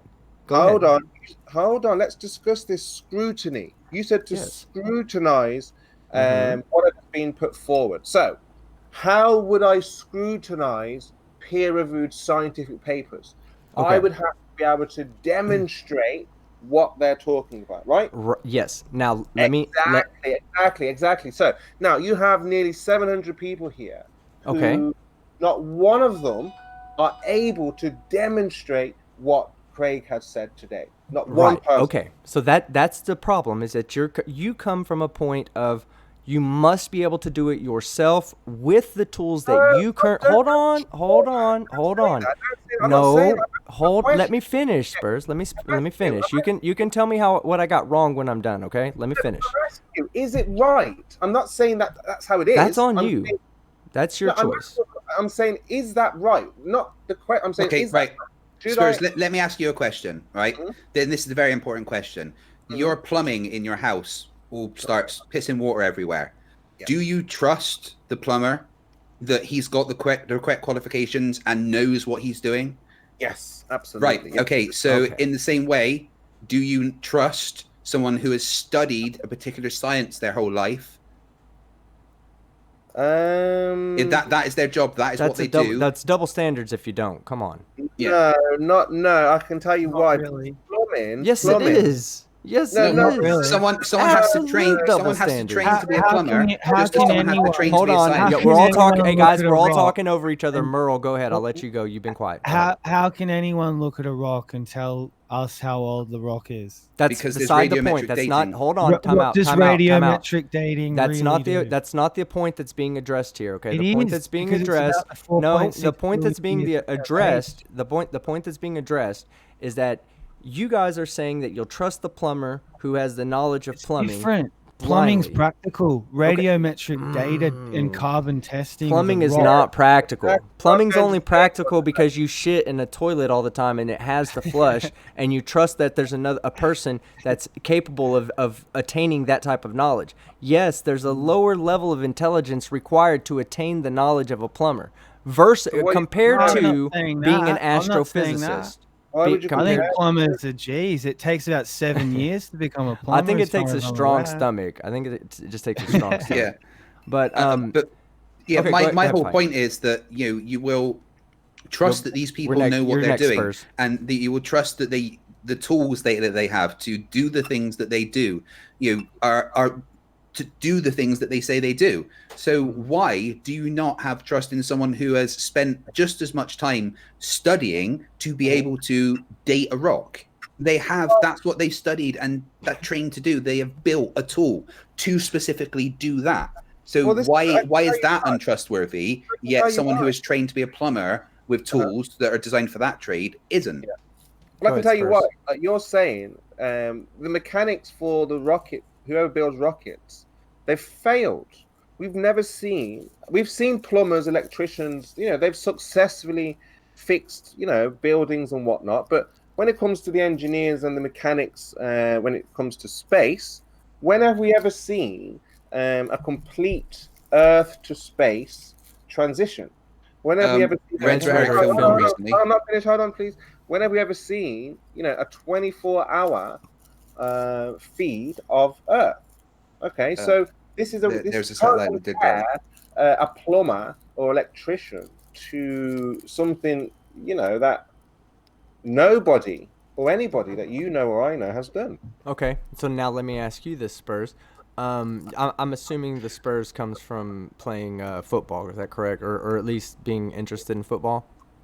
Okay, let's Okay. go with that. So a person tears his Achilles tendon. Okay. Does he go to the nurse or to the medical doctor at the hospital, or does he go to an orthopedic surgeon or maybe somebody who specializes in in injuries of the tendon, or the Achilles tendon? Well, you've never seen them perform that surgery. That's a very highly very highly skilled surgeon there, a heart surgeon, a brain surgeon, people that hold the same qualifications in surgery that we're talking about on the other end are holding those qualifications in astrophysics. But yet these people, and I'm sure if you were put in that position too, if you were a professional football player, you wouldn't just go to the emergency room. You'd want to see a specialist, right? Someone who specializes in this science. Well, the same goes for us over here. You can't just say that those people know what they're talking about. They got their MD, their PhDs, whatever it is. They spent all those years in school becoming indoctrinated to be able to do the Achilles tendon surgery good. But these physicists, they're just being indoctrinated to bullshit us to death so they can take our money. Yeah. But you're comparing all of these things to an idea. This is an idea, isn't it? The idea that space is real, the Earth is a ball. No. The radiometric testing that we've done in lead was done on Earth with Earth rocks. So we know how long the Earth is. We know how long the Earth has been around based on the way lead reacts. I don't know the whole story about it. I can obviously look it up to get the details, but it was in the process of developing our clean rooms because we couldn't figure out why there was lead everywhere, right? And it was because of the gasoline. Well, that goes against what everybody says. They say big governments are all trying to hide all this stuff so they can keep control of the people. No, the gas government, the gas people, they were actually trying to hide shit. But what were they trying to hide? The age of the Earth. The fact that there was lead being found in everything, and we were using that to test and find the age of the Earth with that. Why would they try to have conflicting ideas of trying to control us by trying to hide the lead, which proves the time of the Earth. And at the same time, you know, y'all are saying, oh, they're trying just to promote the age of the Earth. They're just trying to tell you that. No, it's science. It's science with people that have the exact same qualifications as the specialists in the medicine field. No, that's not science, is it? I mean, there's no Yes, phenomenon. it is. How is The that age not of the Earth science? Yeah, but you can't observe the age of the Earth, can you? Yes. There's no phenomenon here. Yes. But No. you could just as easily Here's say what you it's can like, do. oh, I've got this rock and I'm going to fire my biomolecular proton beam into it, and then I'm going to test the analysis of that, and then I'm going to put that in a vacuum sealed chamber and then punch in the coordinates, and I'm going to send that off to Russia, and then they're going to send it back to me, job done. Like, you just give a fancy explanation. That's what a lot of this is. If you do we need to talk about heart surgery and how fucking weird that sounds? Different again. But no, it's different because it doesn't involve the shape of the Earth. That's why it's different. You can't. Right, If you look into radiometric dating, it's ridiculous. No, that just because you don't understand it doesn't mean it's ridiculous. I understand it. Clearly not, because you wouldn't say it's ridiculous, I'm right? looking at I want to ridiculous. actually address one of Spurs's positive claims just now, that he said there's no 24-hour feed of Earth, and I know that he's lying there because he knows what Echo Star 11 is. It's always this lack of understanding on our side, Spurs, but they've got. Wait. Sorry, you're just going to ignore my question, right? You know what Echo Star 11 is, Spurs, don't you? What 24-hour feed? Can you post in the chat now for everybody to see this 24-hour uncut? Do you know what Echo Star 11 is, Spurs? No. Is it live right now? So you're saying you've never spoken to anyone about Echo Star 11? Well, you may have mentioned it, but I mean, it's not something that I've heard. You've had 3 separate conversations with Sean Hufford about it. Is it live now? I don't know. I think it's probably been taken. I don't think it's around now, but it has been a thing. There has been a 24-hour feed of Earth, which is something you guys keep saying we've never had, but we've had it. Well, where is it? Is your Google box broken? Yeah, but you should have these things on hand. Like, here's your. Why should I? Because I know the shape of the Earth. I don't need to prove it. Yes, you do. The fact is, team, not team. Wow. Sorry. The fact is, Spurs, you know that Echo Star 11 is a thing and has been discussed with you before, and has been shown a 24-hour feed of Earth. Well, then prove it right now if you can for your nearly 700 guests. Oh, for goodness sake, I'll just. Feed. Star. No rush, take your time. I mean, do you notice that narrative coming in those Spurs, like lack of understanding and all? Yes, because you guys don't understand anything at all. Yeah, sure, we don't. Sure. You can, right. Then answer the question I asked you before: is 10 to the negative 17 a positive or a negative number? Tell me what a sine wave is. Answer a question with a question. Sure, that's fine. Yeah, that's all you're gonna get. So do you know what I was asking you? How intelligent are you? Well, I've got 2 degrees, so I've got 2 degrees too. In what? What's it to you? Well, if you've got 2 degrees in pamphlet making, like JM Truth, so, then hold on. Hey, guys, listen. We're stepping away from the conversation. It's an intelligence test, isn't it? No, the fact is, you guys are saying that you understand this, right? Hey, but guys, everybody. Wait, let me get my point out. Let me get my point out first, please. Right, the fact is, you go around saying, I understand the model, when no, you don't understand the model, because if you did, you wouldn't have these ridiculous questions about it. You have no idea what I understand or don't. Well, you don't understand the model. You're a big assumer. You assume, dude. That's what you do. You're good at it. All right, so now that, hey, guys, listen, everybody be quiet for a second. You can't fight the flat Earth. Hold on for a second. Listen, we're going to stop with everything that we're doing. We're going to go and continue on with the positive claims that people are making. Do you guys have any positive claims that you would like to make moving forward? Yeah, right. So let's get to... I'm just getting that Echo Star 11 footage that you wanted. 2 sec. Yeah, you have a look for that. Copy. There we go. I'm just about to put it in the chat. Here, T. There we go. Right, wait. Everyone, there's the 24-hour footage of Earth, a time lapse. Hold on, let me hold on. I can't see it. Where's it at? It's in the chat. In the side chat? Yeah, in the actual stream chat. Okay. This is uncut, you say, yeah? Okay. Good There for it you. is. Well, This is uncut, you say, Craig, yeah? it's a time lapse, yeah. A time lapse. Yeah, so it's showing 24 hours, cut sped up. Time lapse. Do you know what a time Please lapse tell is? me you understand what a time lapse is. Don't you understand what a time lapse is, Spurs? Oh my God, how can you not understand that, Spurs? Yeah, but I'm wondering, why would they do a time lapse? Because they don't want to show you one fucking video that's 24 hours long. That's why they compress it down to fucking 30 seconds so you can see it and watch it and say, "Oh, that's cool." Hold on. If you want a 24-hour live footage, I can show you 24 hours. Are you kidding me? Listen, This is 57 seconds. First, listen 1 second. If you want to see Earth spinning for 24 hours, I would need to show you a 24-hour long video. Do you understand that? Why? I want to see a 24-hour feed of the Earth all the way around from start to finish. 24-hour long video then. 24 hours. Oh my God. Where is it?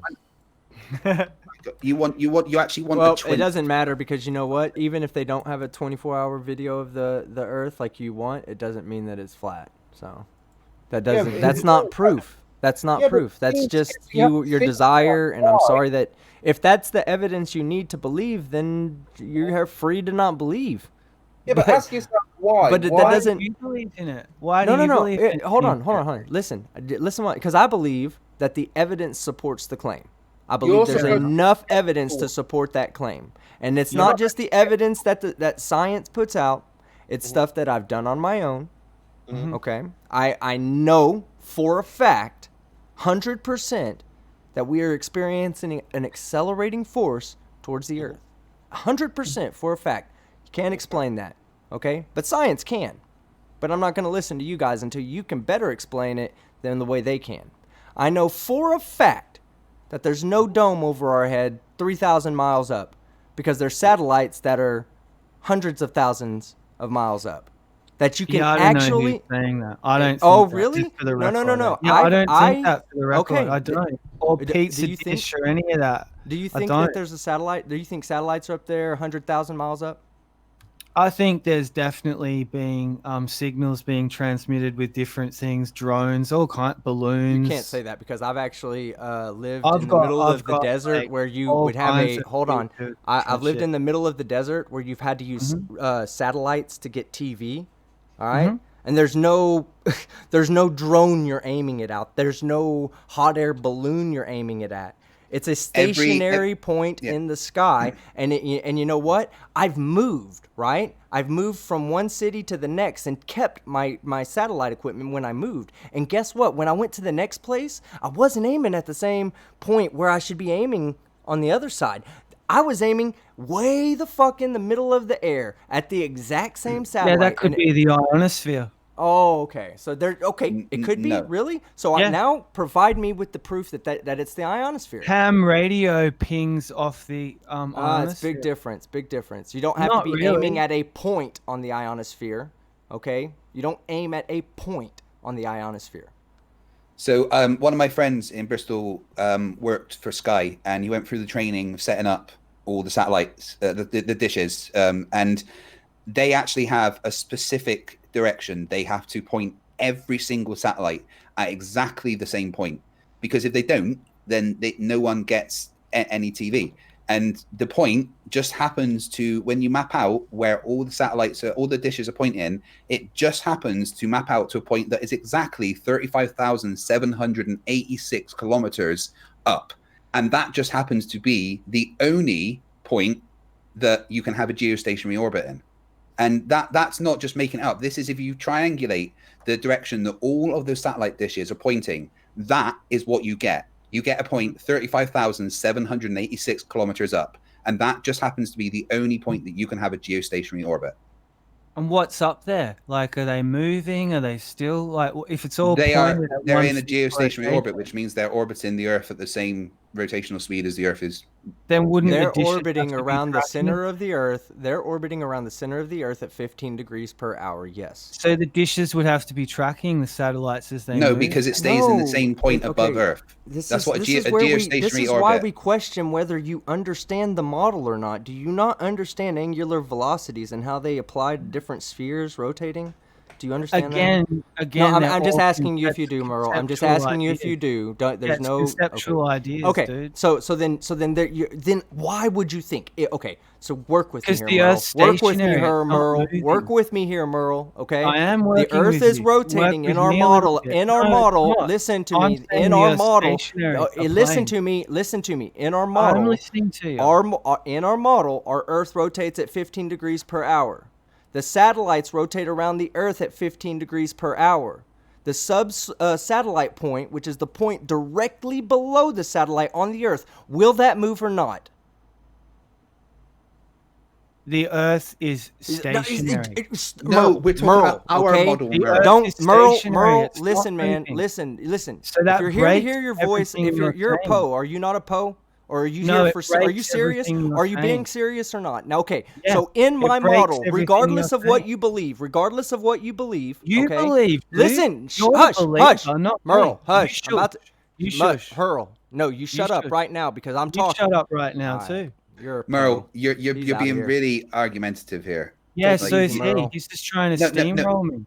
This I'm is about to, throw he's no, trying to Merle. explain I'm something to you. explaining something to He's you not that you're explaining fucking nothing. struggling to understand. He's just Okay? in his If belief listen, system. Merle, answer this You're a question. This space determines physicist, whether we're dude. going to keep you here or whether you're a Poe.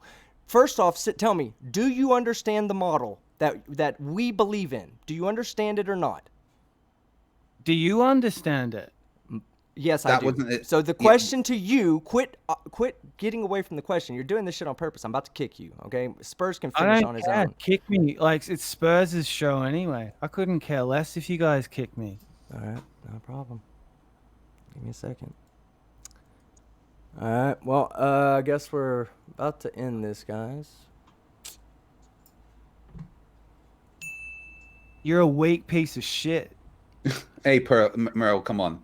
We've tried to give Dude, you some respect. I You guys. asked you. Fuck Yeah. you guys. How you like?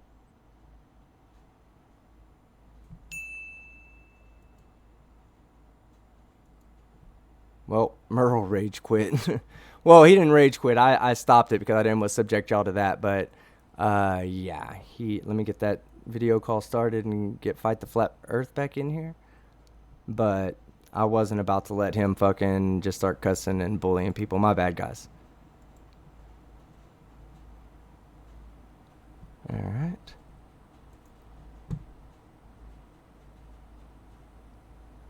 Give me 1 second.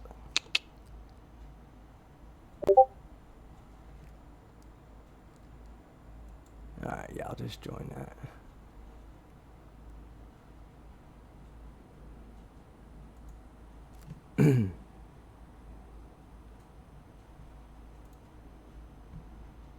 I don't. Oh no, wait, he's back.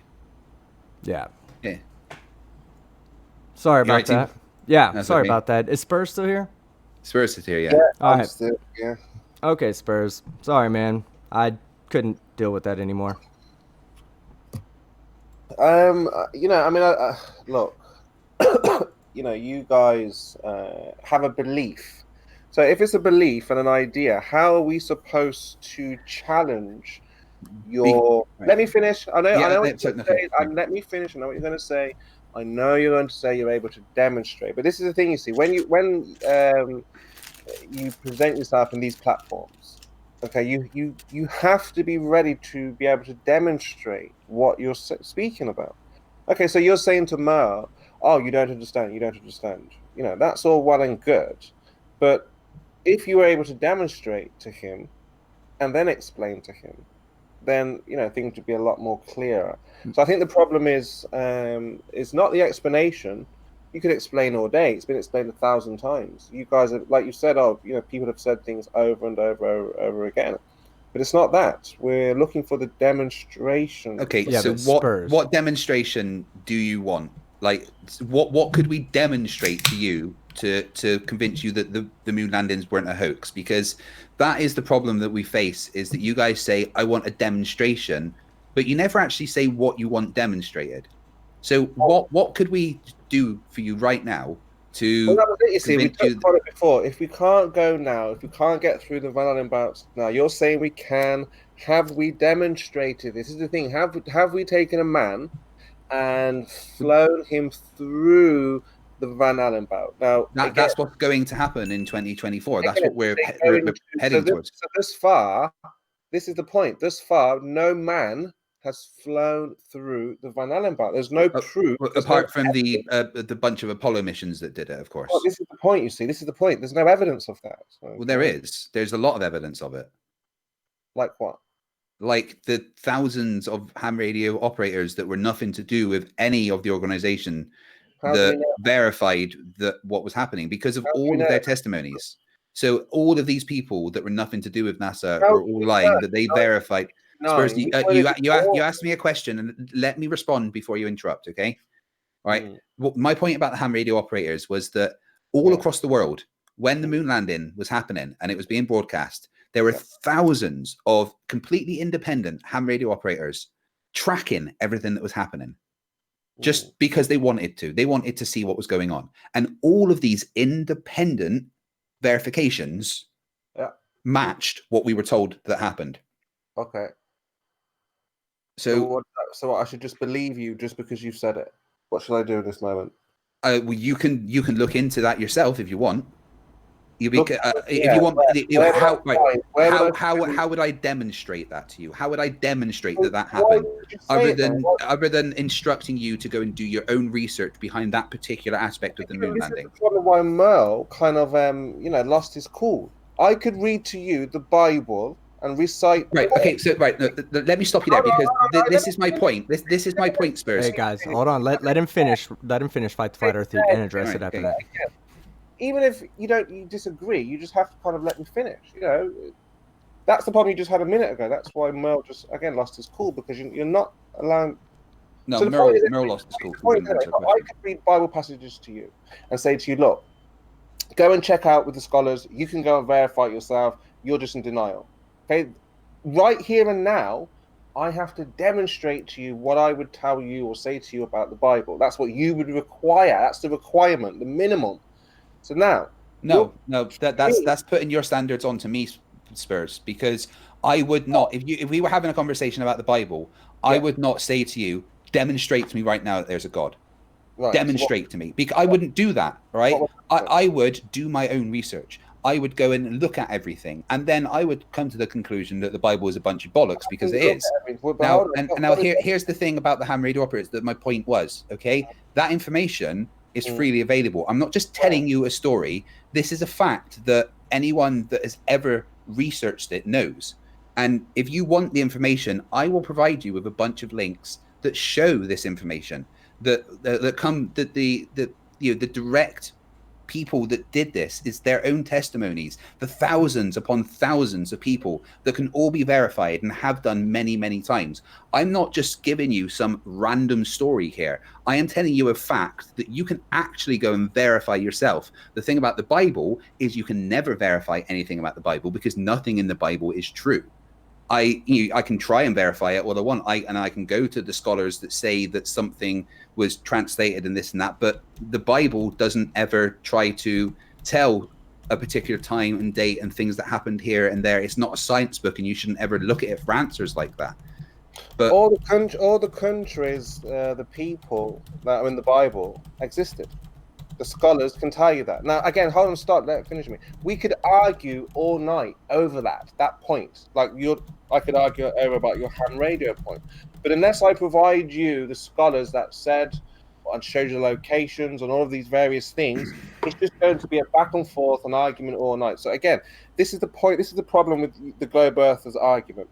You talk a lot, you explain a lot, you're unable to demonstrate a single thing. Right. Okay. That's my point, Spurs. How do I demonstrate that to you? You tell me how I'm supposed to demonstrate it to you. But again, you're missing the point here. Why? No, I'm not. I answer my question. Just answer my question, please. This is something that I want to get answered, because no flat earther has ever answered this for me. You want me to demonstrate it to you. You tell me how I would demonstrate it to you. You cannot demonstrate it. So you're creating an unfalsifiable narrative. That's what you're doing. We're trying to show you that it's a belief. It's not a belief, because there's data that I can go and get you and show you. The data that matches everything. The experiments that are done all of the time by physics undergrads, where they fucking bounce lasers off of the retroreflectors left on the moon. The fact that you can use any radar system to, literally bounce signals off of the moon and measure the distance, because it's about 8 light seconds away. There's thousands and thousands of bits of evidence that I can present you, and you're just going to go, you just believe that. No, this is actual physical data-based evidence. It is empirical evidence. You can't get more empirical than people actually physically doing it themselves. Calm down. So far, you haven't presented one piece of this evidence that you say existed about any of the claims.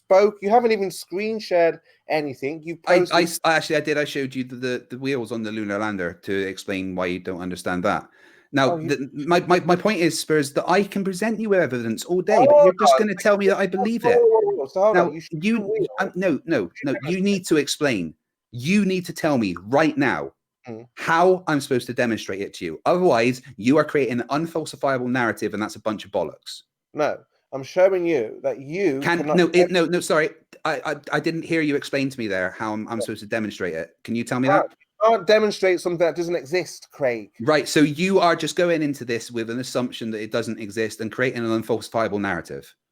No, if I say something... that's exactly what you're doing. Then tell me how I'm supposed to demonstrate it. It's not my claim, it's your claim. No, I'm not making a claim. I'm showing you data. That says what? That we went to the moon. But how do we verify it? It's been verified by thousands of independent people. That's my whole fucking point here. Nice for them. How do we verify it? Go and look at the data yourself. Okay, so we look at the data. How do we verify the data? Thousands of physics undergrad verify it every year when they bounce lasers off the moon. Go and get a physics degree. No, we're talking about going to the moon. How do we verify going to the moon? They're doing that in 2024. So we have to wait. So right now, this moment, we cannot verify the moon landing. That's the point. No, we can verify the moon landings, because that absolutely happened. How do we verify the moon because landings? We can bounce the lasers off the retroreflectors left on the moon. We can look at the data from all the ham radio operators that track the moon landings. Yeah, but the Russians were bouncing signals off some type of reflector on the moon before the moon landings. No, they weren't. Yes, they were. They were just bouncing shit off of the moon. Right. So how do we not do the same thing right now? Because we can actually target the specific retroreflectors and tell based on the frequency of wavelight that comes back how strong it is. If you just bounce it off the moon only reflects about 2% of incident light. So you would get a much weaker signal coming back if you were just bouncing off the moon other than a retroreflector. That's why the retroreflectors were put there, to make the clarity of moon bounces a lot better. Can you demonstrate that? I can go and get a ham radio operator and a ham radio and do it. Yeah, if you want. I've actually, as part of my physics degree, done the whole bouncing lasers off the moon thing. So if you want to go and get a physics degree or just do an actual bit of research and go and look at how it's done, that's completely up to you. The fact that you don't believe that it's happened and that you don't want to go and do the research yourself is frankly your problem. Yeah, but you're the professional though, right? I'm not a professional. I just happen to study. You've just said you've got these degrees, you know what you're talking about, you've done this, you've done that. So that makes you the professional, the expert in this field, right? I would say out of the two of us here, I am much more knowledgeable about physics, yes. Exactly. I'm not disagreeing with you. You are the expert in this, so you should be able to demonstrate. I wouldn't say I'm an expert by any means. I've got a bachelor's degree in physics. I don't have a master's or a PhD. I don't have a job based in physics. I just have a bachelor. It is a first with honors, but it's just a degree. I'm no expert.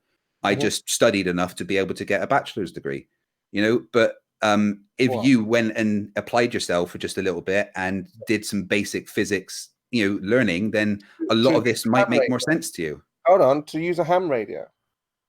Well, not just to use ham radio, but to understand the operation of a ham radio and what the signal would do when you were transmitting it and how they were able to track the moon landing and stuff using ham radios. Well, what would it do then? What do you mean, what would it do? What would happen? You just said you need to know what would it do. And I'm asking you, what would it do? they would send signals that would bounce off of things, and then they would receive it and analyze the data. So this I mean, signal- are you asking me to explain to you the operation of a radio? Yeah. So can you bounce this signal off a wall and it bounces back? You can It's bounce a like- signal off of anything. A propagating wave is going to do what you want it to do. Yeah, this is what I'm asking. I'm finding you're the expert. To me, But- I know you say you're not an expert, but to me, you are an expert in this field. So let's say, for example, you had this radio. You say you can bounce off any object, yeah? Yeah, because light, waves bounce off of things. That's why you get echoes. So what kind of data? What kind of does it give it in numbers? How do you get the reading? Like, say if you can tell the laser, what you get back will have a much shorter wavelength. Sorry, a much shorter frequency because I'm interested in the numbers. So let's say we're in a garden, and then the garden is 100 meters. right. And I'm at the at the door, and I fire the laser at the end at a tree 100 meters away. Will it bounce back and say to me 100 meters? Yes. Yeah. Okay. So if there was like a ship at the horizon, and I bounced at the ship, and If you're about 6 foot, then it's going to be about 3 miles. away, Yeah. would it hit the ship and return back 6 miles? Well, the horizon's about 3 miles away for someone that's say 6 foot. So yeah. 6 kilometers, 3 miles. Yeah. That's how it worked. Yeah. Yeah. I mean, this is okay. So if the moon was at the horizon, okay, you got the ship, the moon. You're saying that you could fire the radio at the ship and then the moon, and then get the reading. I mean, are you questioning how like radar and sonar and stuff works here? You're the expert. I'm asking you how it works. I'm saying to you, do you get the reading? I actually was a radar tech. So what's the question? I'm sorry, I was paying attention to the chat. Yeah, you All think I'm that. interested in is the layman term, the simplified version of how you measure something from one position to another. So I start off with a wall. If a wall is 5 meters, and I'm one end, and I fire the laser or the radio, whatever it is that you say it is, and will it give me a reading? Will I see 5 meters? Okay, what you have to do, we're going to say, to explain it to you, I'm going to say that there's no atmosphere, okay? We're just going to, because the atmosphere is a medium, so obviously light propagates a little slower through a medium, and we take that into account. But what we do is we know how fast light goes from one point to the next point, let's say a meter. We know how long it takes for light to travel to a meter. So we kick out a signal, and we time the signal when it goes out. Then it gets it hits the object and it reflects. This is part of propagation of light. This is how this is how a mirror works basically. Even a wall, you shine a light on the wall, the light reflects, portions of the light reflect back to you, you can then see the wall. So when the radar goes out, it hits something. So hold on a minute, Skeptic. Okay. Are you telling me time or distance? I want to know distance only. Spurs. Yes. Okay. You kick light out and you mark a time. Light goes to it, it bounces, it comes back, you take the second time. Then you know how fast it moves over that time, and you can equate the total distance. Then you take the total distance, divide that by 2, and that's the distance to the object. No, again, look, and that sounded very, very complicated for the viewers, not for myself. That I fully understood what you meant. But what we're trying to find out is distance from point A to point B. Is this how the ham radio works? So we've got the Earth, we've got the Moon, AB. We are measuring the distance from the Earth to the Moon. Yeah, with these things. No, is that right? Not with a ham radio. I'm not sure if that's how they measure the distance to the moon. They measure that with a laser and retroreflectors. So what's he talking about ham radio for? How does this verify? Because you can pick the signal up from the moon. You can pick up a ham radio signal or a radio signal from the moon as a ham radio operator. They can tune into that and pick up that frequency, but it's a weak frequency, but it's still there. You know, but how do you know that it's the moon is what I'm asking. Well, you can triangulate it back. So, okay, I'm sorry. That's actually a good question, okay? So, when light propagates, it propagates in a circle in all directions, okay? Same thing with a radar signal. Now, some of it may be propagated into the moon, and some of it's propagated away towards the Earth.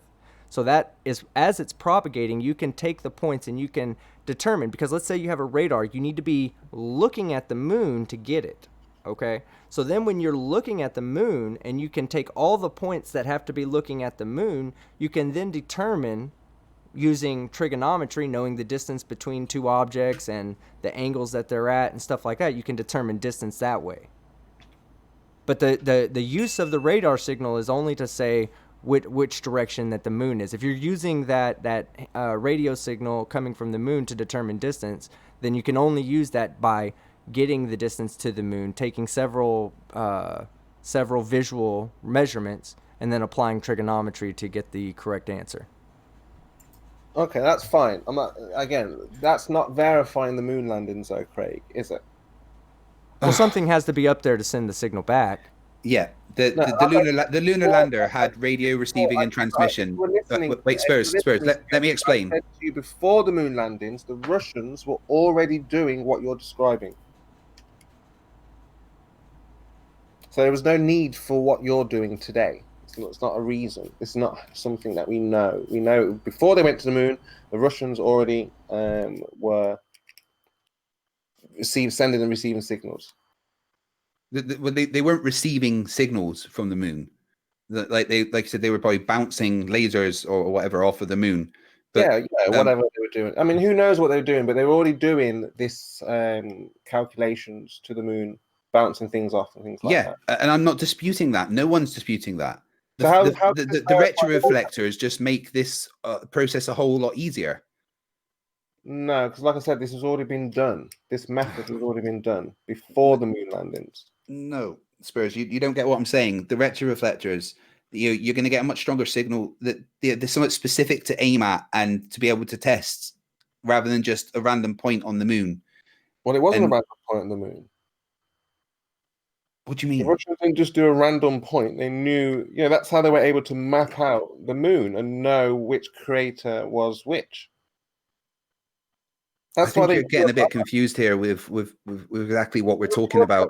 Verifying the moon. You're talking about right. No, yes, but right. The lunar lander that Apollo used had radio transmission and receiving. Wait. Let me speak, please. Before you interrupt, just let me speak, okay? Sure. The lunar lander had radio transmission and receiving equipment on it, okay? The ham radio operators on Earth were able to listen in to the transmissions coming from the moon. They could triangulate where that was coming from. And it was an actual transmission, not just bouncing something off of the moon. An actual transmission coming from the moon, from the position that the lunar lander was, because that was where the radio source was emitting from. That's what we're asking. Because you can use trigonometry to calculate, you can trace back where the signal came from and use basic trigonometry to verify the position of the signal. No, this is not verifying the moon landings, Craig. It most certainly is, because something was up there that they were listening to. Well, they could have sent anything up there, a satellite, a probe. Let me not be back to the moon, does it? Let me interject there, because what it is it's evidence to support that claim. Yes, you don't have to believe it, Spurs, but it is evidence to support that claim, because there's not much else. You can't. It's just like when we were talking about the satellite dishes, right? You can't say that the satellite dishes were balloons, let's say, that were only 30,000 feet in the air, because the radars don't support that. Now, they do support the fact that the satellites are in geostationary orbit. Maybe they're not, okay? Maybe they're not. Maybe they're somehow being fooled, but that observation supports that assertion. So it's still not, if it's not convincing enough for you, that's fine. Because to be convinced of something, you have to have a body of evidence that supports that notion. All right? So that's not enough evidence for you to believe that the satellites are that high. Just like the ham radio operators that were receiving it from the Earth, that is evidence that supports the claim that we went to the moon. But it may not. It doesn't have to be enough to convince you. But it does support that. No, I don't think you actually know what it means by evidence. Okay, so I'm going to show you now what we mean by actual evidence when we say we have evidence that we didn't go to the moon. Okay, so are you showing my screen in this moment? Give me 1 second. I'll show it. So this is the difference between what you guys do and kind of what we do. Okay, so pictures. 1,000 words and things like this. You just give 1,000 words with no picture. You do the opposite. Okay. But Spurs, So- I can give you 1,000 pictures right now of the Earth, and you just say it's fake. No, look, are you sharing my screen here now? I'm getting to it. I'm trying to find the screen on my. Yeah, this is I'm what we taking a mean look by at it. evidence. You show us positive evidence that we didn't go to the moon. And we can do this. And we've asked Craig to show us positive evidence that we've been to verify, and he says ham radio. That's not positive. He hasn't even shown us somebody using a ham radio. Okay, so do you see my screen now? Yeah. It's because I don't need to show you oxygen exists, Yes. because everybody knows it. Okay. Yeah, So yeah, do we see anything wrong with this picture? No, but I'm sure you're going to make a mistake. So it's on the moon, buggy, driving. Okay, but we Doesn't don't really look like it's driving. There's no one in it, but whatever. exactly. No one in it. It's not driving, or it was. How did he get that? I imagine they took it out of the lunar lander. And carried it there? Like, how do you think it got there, Spurs? Well, I don't know. That's what I'm asking you. Did they carry it there? Right, it was a foldable bit of equipment that was actually attached to one of the legs of the lunar lander. Mm-hmm. Okay, but how did they get it to this position? I imagine they drove it there or pushed it there. Drove it from where? From the lunar fucking lander. Well, where's the tracks? Look at all the feet marks around it. Maybe I that's see where they feet put it marks. together. I Maybe see feet marks. Yes, I see feet marks, but I don't see any tracks. Where are the tracks?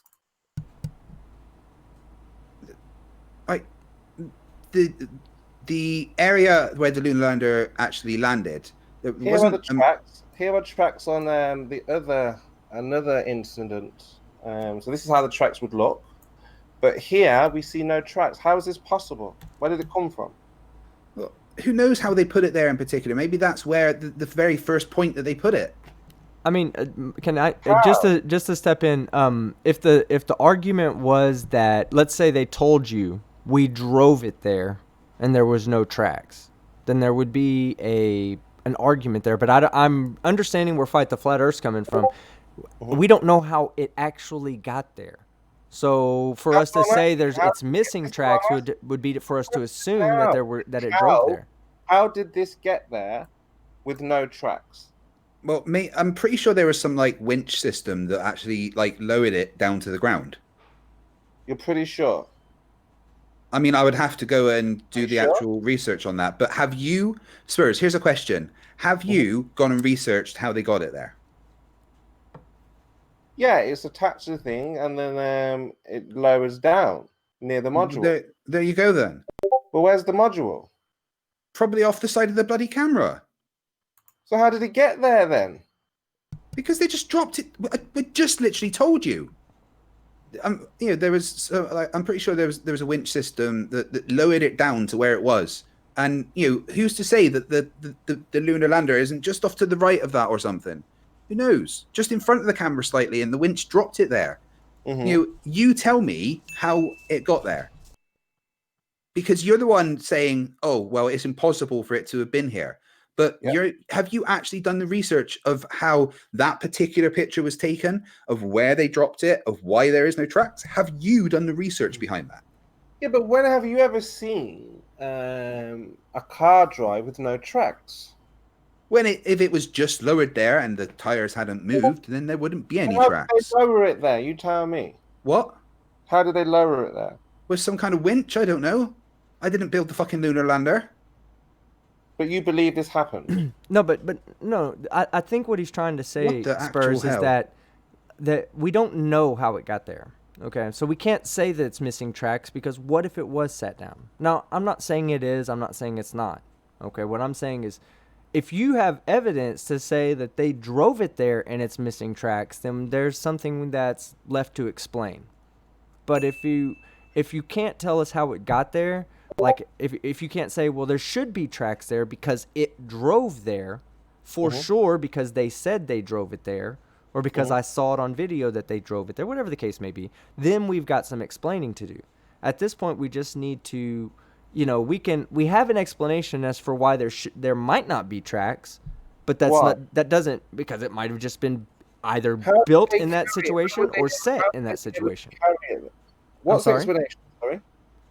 Well, I don't know, because I did, like, just like Flat Earth said, I didn't build it. I didn't put it there. I'm not saying that you're wrong. I'm saying that there's no way to tell whether you're right or wrong because we don't know how it got to that position. We don't know if it was set there or if it drove there. So how would they set it then? That's what we're trying to find out.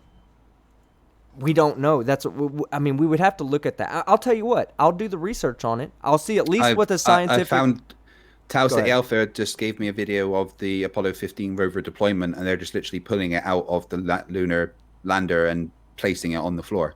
Oh, play the video then. Let's have a look. Well, it's 10 minutes long. What, 2 secs? It's interesting.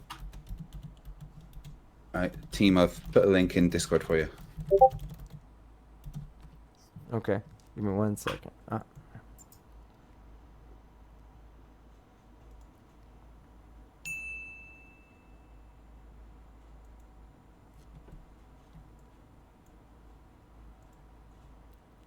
Give me 1 second, guys, to get this. Yep. Okay. I didn't know if y'all could hear me or not. Okay. So, let me get this for the audience to see and in a good resolution. 1 second, guys. Pulling up a video for y'all.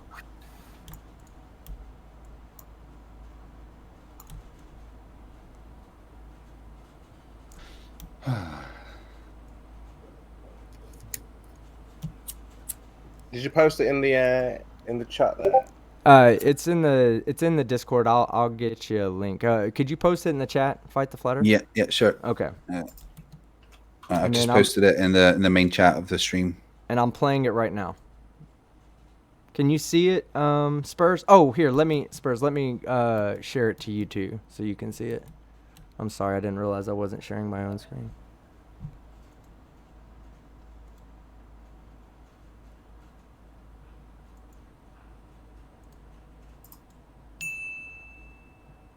Okay, can you see it, Spurs? Yeah. Okay. There's no audio on it, but well, it's 10-minute long video. Hold on, let me find it where they actually bring it out. Okay. Yeah, I've just skimmed through the entire video. It doesn't actually show them. I'm showing it right now. Okay, yeah, I can see that. There we go.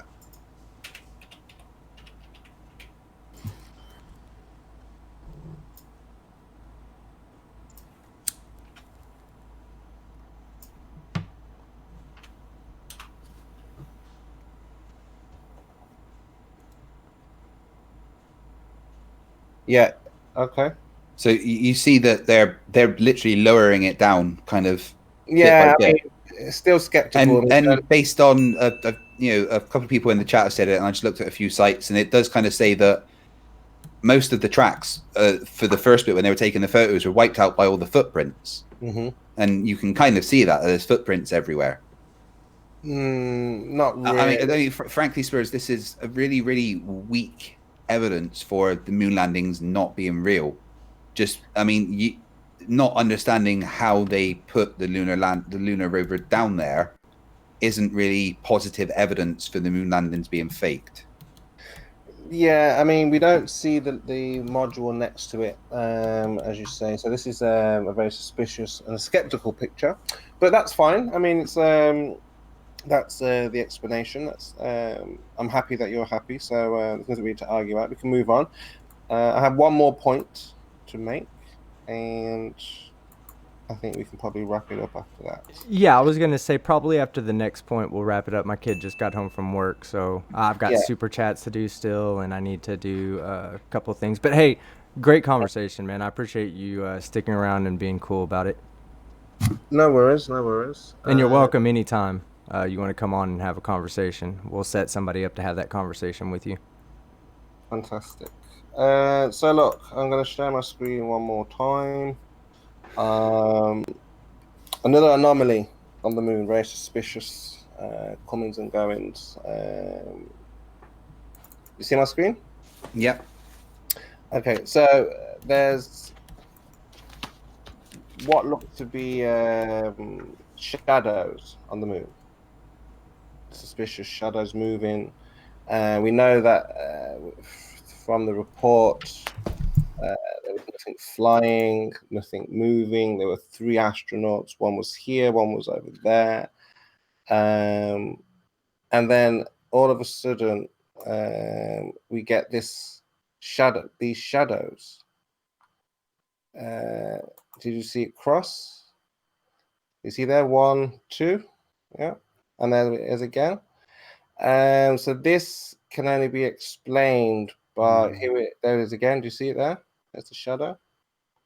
So obviously somebody on the set of the production is walking by. No, I think that looks like an artifact on the actual video, to be honest, Oh, because the so darkness obviously seems what's been to. explained is this color banding that only happens on shadows, and so this color banding picks up, because of the camera, so it picks up the shadow. And so when a shadow goes past the 2 astronauts, which we'll see here now, any second now.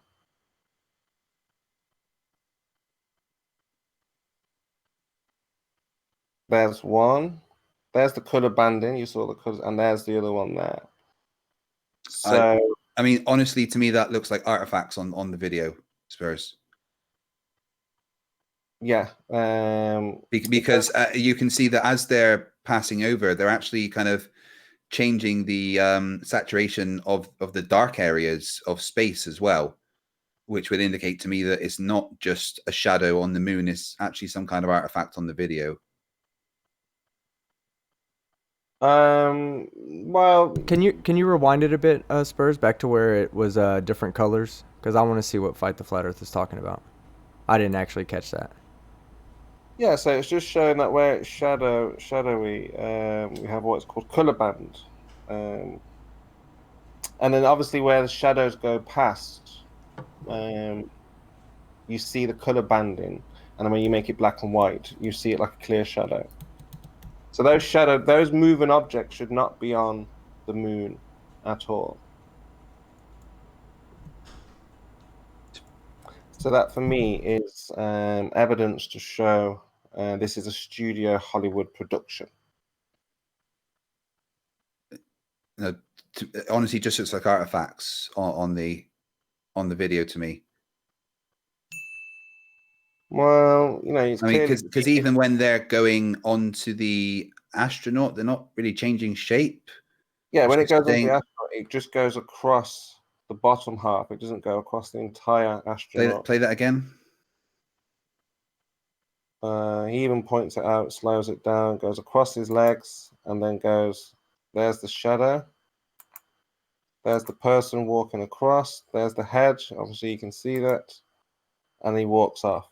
So for me, that's a Hollywood production. It's clear to see those shadows should not be there. Okay. Well, I mean, we know it's not a Hollywood production because they literally didn't have the technology to fake the moon landings back then. I mean, that's been confirmed by Hollywood directors. There's just no way that they could have faked the entire moon landing on a set. And I'm sorry, but to me, that literally just looks like artifacting on the video. Nothing more. So we know that there cannot be such shadows on the moon since the 2 astronauts are the only moving objects there. There was nothing flying in the moon's sky except for orbiting command module, which, being so high and small across the face of the sun, would not cast a shadow at all, much less appear in these shapes. Again, I don't think that shadows at all. Like when it goes across the person, it goes through them. It doesn't really go on them. That's some kind of artifacting on the video, which is perfectly understandable considering this was recorded 50 years ago on a physical film. So no, I'm sorry, Spurs, but that just looks like it looks nothing like a shadow of a person at all to me. You would have to say that because no, I'm being objective. I'm looking at that with an objective eye, and I can see things that to me say that it is not a shadow. the way that when it goes across the blackness of space, it seems to change the contrast of the space. Where But when it goes through the across the person, it doesn't just go across the person. It literally seems to go through them, and the shadow itself doesn't change shape, which it would do if it was hitting something that was closer up. It just stays that perfect straight line and goes straight across. That's not shadows. That's artifacting on the video. Where does the color banding come from? Artifacting on the video. How? Artifacting on the video. It's simple as that. Yeah, but it only happens from shadows. So are you telling me that could not be caused by an artifact on the video? No, because it can only happen. And how can you confirm that? Because we've just shown you beforehand. You've shown me an artifact on the video with something that's clearly not a shadow because it goes through a person. So that's not a shadow. We can put that to the side because it's 100% not a shadow. Shadows don't behave like that. So we have to look at another option because it's definitely not a shadow. So to me, the best option to go with, and based on what I've seen, it's an artifact on the video because again, it's 100% not a shadow at all. Spurs is not a shadow. It's not a shadow. End of story. Okay, it cannot be a shadow. Well, hey guys, can I step in for 1 second because I do want to wrap this up. I think that's a good point to end on. I want to bring you back, Spurs. I want to bring you back solo, man. I think it was better when it was just you. Merle came in here. As much as Merle had to offer at the beginning, it really wasn't a lot of offering. I think you offered a lot to this conversation, so I'd like to bring you back on in the future. I hope it was pleasant enough for you. I know that Merle, it probably wasn't pleasant enough for him, but I don't intend on inviting that guy back. You're more than welcome to come back, Spurs. But okay. I think we are gonna wrap that up if that's okay with both of you guys. Excellent. All right. Now, Spurs, you're the. Yes, sir. Go ahead. For someone who is skeptical, Team Skeptic, I don't think you're very skeptical about these things. I mean, Craig hasn't provided anything positive throughout this debate. We provided apart from the positive stuff I did provide. Hold on, fight the flat Earth. Let him talk. Well, I'll let you address it. Go ahead. Go ahead, Spurs. It's not like I've come on the show and just preached and spoken. I've tried to present things and demonstrate to you the things I'm talking about. Whereas Craig has just told the audience to go away and look up things that cannot be found. This is the problem. Okay, so no, I've demonstrated with actual evidence the pictures of what the wheels actually look like and explaining exactly what's happened. I can provide you. You say that I don't give any pictures or anything, but if you want all the links that back up the things that I've been saying, then I can most certainly provide you with that, and I can get team to put them in the description of this video. What I'm doing is not just explaining stuff. I am giving logical reasons as to why you are wrong. Nothing that you have presented is positive evidence that the moon landings were faked. It's all simply you being wrong about physics, not understanding the way that things work, and then saying something's a shadow when it's not a shadow. None of that is positive evidence. That clearly wasn't a shadow. Tires with scoops on will kick up dust. That's not hard to understand. I don't think you presented anything here that could say the moon landings were fake. All right. Well, maybe I'm incorrect, but the thing is, you have not been able to demonstrate this. All you've done tonight is preach. You may as well. But Spurs, I don't have to demonstrate that 1 + 1 is 2. Everybody knows. I'm not going to go into a big explanation of all the really basic shit that I shouldn't have to explain to a grown man. So you just want to preach to people? No, I'm not wanting to preach. I'm wanting you to maybe go and do some research yourself because you clearly haven't. Yeah, but then why engage with people? I've done the research.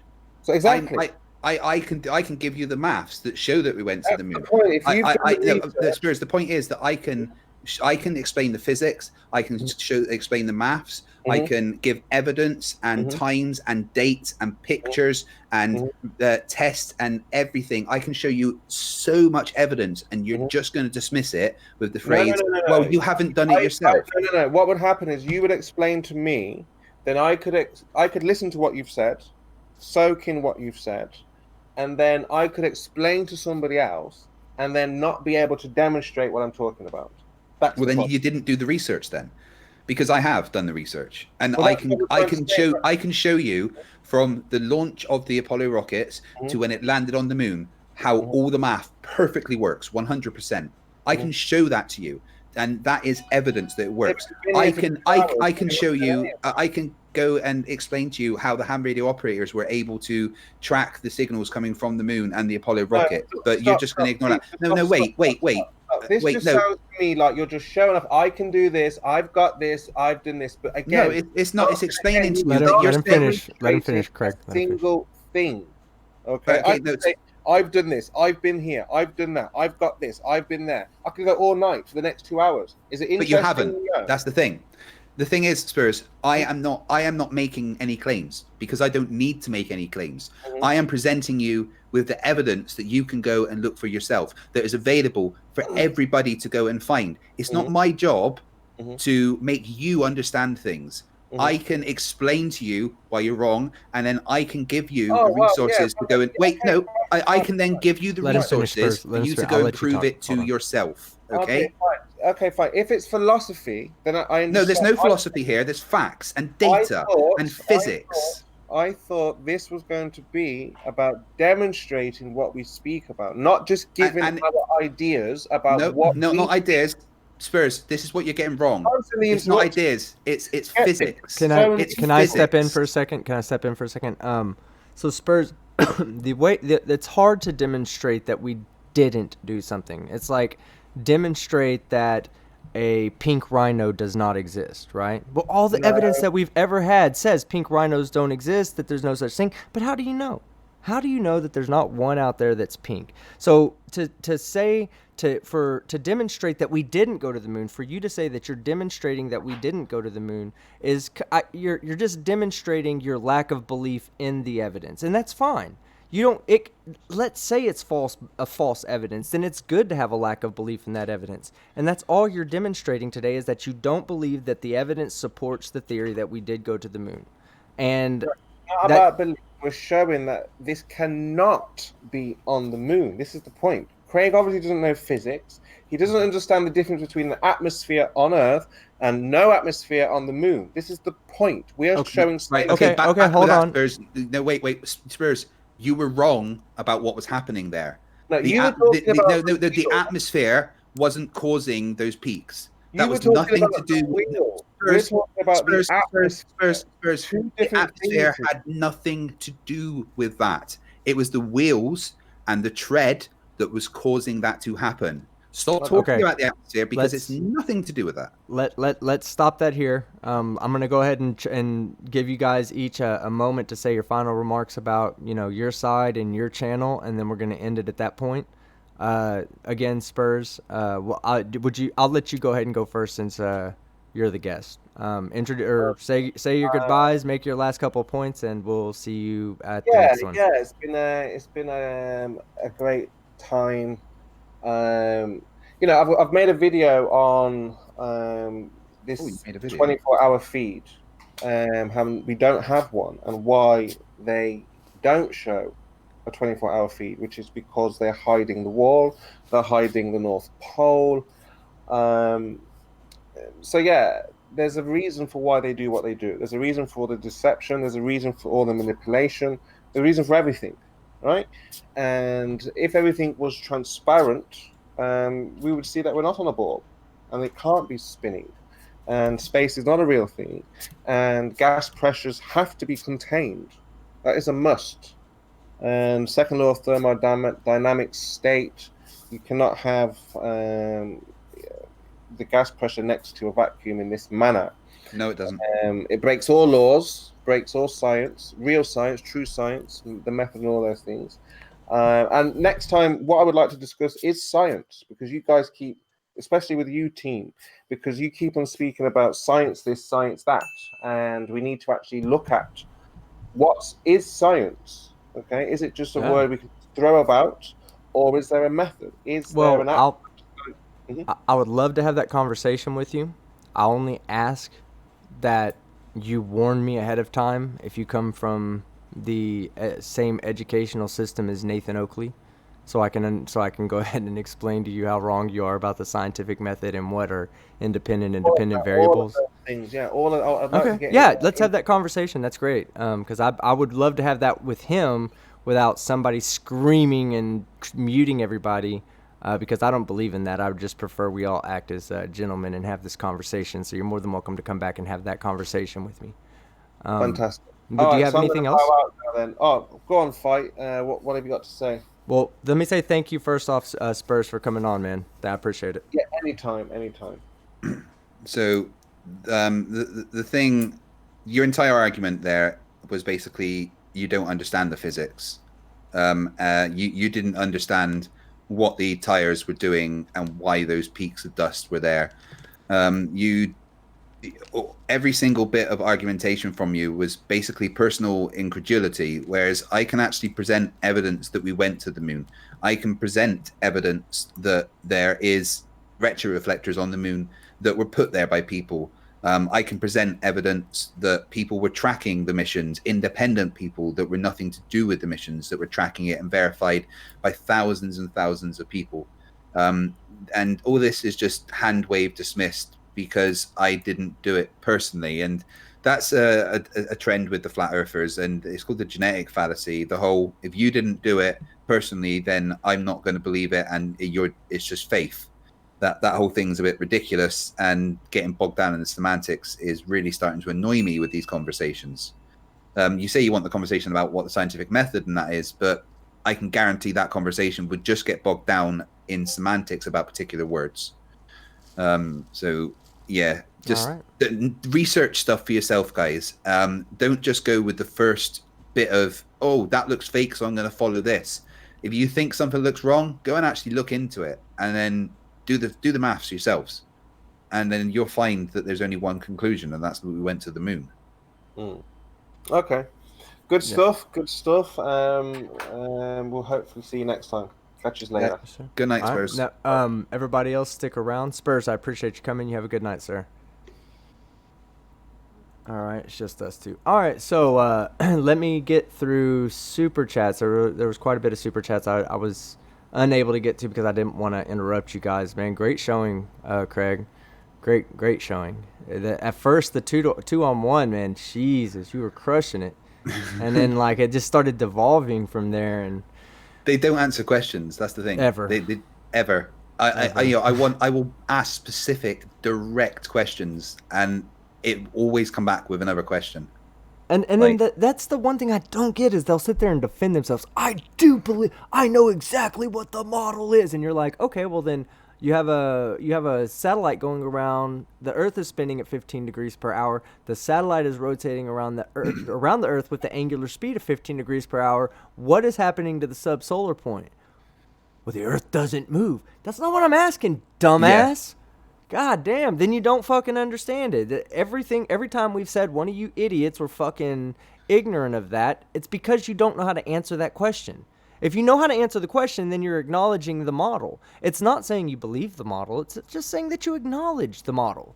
That you say, okay, you guys think this is what is happening, and sure enough, that's, what is happening. We look out, we see the satellite directly over the same spot. That's because it's rotating around the center of the Earth at 15 degrees per hour, and it's maintaining its sub-satellite point. They don't even know what a sub-satellite point is. But that's the thing. If they knew the model, if they understood the model, they wouldn't be a flat earther. Jeez, no, you wouldn't. You'd understand the ridiculousness of not being able to explain what a radar horizon is. Yeah. Explain that to me on a flat Earth. Why we have a radar horizon. I'm a radar tech, so come on, hit me with it. Give me an explanation. If you want to say, oh, it's because there's water in the atmosphere and the light dies down, bullshit. Demonstrate it. Show me the physics behind water absorbing light to the point that it always absorbs the light at the radar horizon. If I raise up high a little bit higher, I'm guaranteed that there's going to be an exact amount of light exact amount of water that's in the air for me not to go any further than the radar horizon. Every single time, no matter how high I go, God damn it, there better be enough water in the air or I'm going to see too fucking far. And they don't know how to even fucking explain that. But anyway, let me address super chats before I rage quit on myself on my own channel. Give me 1 second to pull it up, guys. All right, hey, Fight the Flat Earth. Do you want to do Yo. My Buddy's an Idiot? Oh, might as well, yeah. I think everybody wanted to do a My Buddy's an Idiot Merle edition. So Merle is an idiot because yes, phrase it how you want. My buddy's an idiot or Merle's an idiot. But let me get through the super chats first.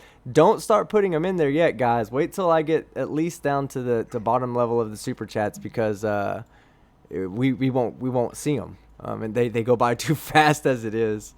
So all right, let me address them. All right, so for €5, your run. Go to bed early in 9 hours.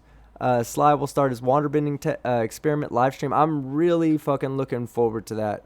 Yeah, man. That's another nail in the coffin. I'm predicting it now. It's a nail in the coffin for the flat Earth because the Earth is not flat, and the bendy water test, as long as he's doing it all properly, it's going to show that the Earth is a globe. Brian Shannon, $2. Vote with your money at Fight the Flat Earth. Fuck the world. James Hetfield is God for £5. Flat Earth is a mental health problem. It's not nice picking on disabled people. Yeah, I agree. It's not nice to pick on the actually disabled people, but the willfully disabled people, no. Yeah, pick on that. I do sometimes feel like I'm kicking a puppy, but yeah, I know. Don't do that. I love puppies. Kittens, okay. Puppies, no. Aussie Globehead, the amazing Mr. Aussie Globehead. And yeah, I asked you earlier in the chat, Aussie, when would be a good day this week to get with you. Reach out to me on Discord. Let's make sure we're in contact, and let's get that Aussie Globe show going. And I want to do it at least one night this week. And I want to do it at a time that's good for the Australian and the Kiwis out there. So definitely let me know what would work for you, and let's get you on because you're a master of this in this community. And thank you very much, sir. Attila the One, $2. Spurs is intentionally not understanding. Stop it. I did get that feeling at times, Attila, that there was intentional ignorance. Acting as if you're ignorant to something that you do actually understand. Just like the satellite. The fucking Merle says, "Oh, I know your model." No, you don't, because if the satellite's rotating 15 degrees, Merle, guess what? The sub-satellite point would never move on the Earth. Dumbass. All right. They're just never going to get it, are they? Never. Stephen Marshall for £5. Your computer is powered by tiny NASA shields. Yes, it is, and I love them. Yeah, have you seen that Rick and Morty episode where they've got the little people in the computer? It's pretty much like that. Oh, yeah. No, I've never seen that one. Or if I have, I don't remember it because I think I've watched a lot of Rick and Morty. Attila the One. Actually, I've not watched enough, I guess. If only an engineer can talk. Oh, I saw this, Attila. Oh, my God, I saw this, and it was such a great comment. If only an engineer can talk about shielding, then only a physicist can talk about gravity. That's checkmating themselves, Spurs. You're either dumb or you're a Poe. Now, the dumb or the Poe part was part of the chat, but I do agree that if you're going to say only an electrical engineer has the wherewithal to speak on electrical engineering things, so we can't talk about it because we're not electrical engineers, then you can't talk about anything with physics because you're not a physicist. Yeah. Except apparently anyone can be a physicist. $1.99 from Steven Steen. Someone kicked Douchey Cats out of the chat. I love Conspiracy Cats. He's my brother. Don't ever kick him, please. Nobody. $19.99. Tiny Rick. I guess that's the Rick and Morty. Yeah. Talking about Rick and Morty. I'm Tiny Rick. Stephen Marshall for £5. Don't shut your eyes while driving at 60 miles per hour. It's not safe. Yeah, I don't remember their argument, Stephen, but I do remember it had something to do with the velocities, and he said something about not feeling motion, and you were like, well, you're not going to feel motion. He's like, no, it's just because it's not going. Yeah, well, when you're driving 60 miles an hour, it doesn't feel like you're moving. Don't close your eyes and go to sleep because you think you're still. You'll get in trouble that way. Yeah, yeah. Sorry. Trevor Nelson. Just to clarify, please, guys, don't close your eyes when you're driving 60 miles an hour down the motorway, okay? Do not take my words there and kill you. I don't want a lawsuit, is what I'm saying. All right. Trevor Nelson for $5 Canadian. No message, but thank you, sir. I do truly appreciate it. Steven Steen, another $1.99. Why does why does Fight the Flat Earth doesn't know what he's talking about? Huh? Oh, why does sound like it sounds like you don't know what you're talking about. Rivet for $1.99. Conservation of linear momentum. Yeah, we were discussing that. That was about the tire tracks. The thing about the tire tracks and it being kicked up is it's hard to conceive if you just look at the car.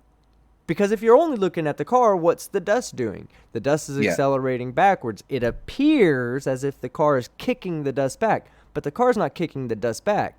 It's kicking it straight up. If you look from one point and you look and you make that your reference frame, the dust will go straight up, straight down. All right, reasonable assumption, $10 Canadian. He's getting around to no gravity and going to feed into buoyancy is the only cause of things going up or down. Force this out of him and move on, please. Yeah, I was trying to get him to get past those points so we could get to actual real points, but they wanted to focus on that. I was banging my head. Like, I would just get to the fucking point, man. Forever Learning, €5. Driving a buggy on the moon video, watch. And he left a link. I don't know if any of you guys can go back and see that link, but if I can, Forever Learning, I'll throw it in the description so that people can get a chance to watch it. Thank you very much for the donation. Stephen Marshall for £2. Spurs couldn't open an automatic door. I beg to differ. He seems dense enough to get through anything. So,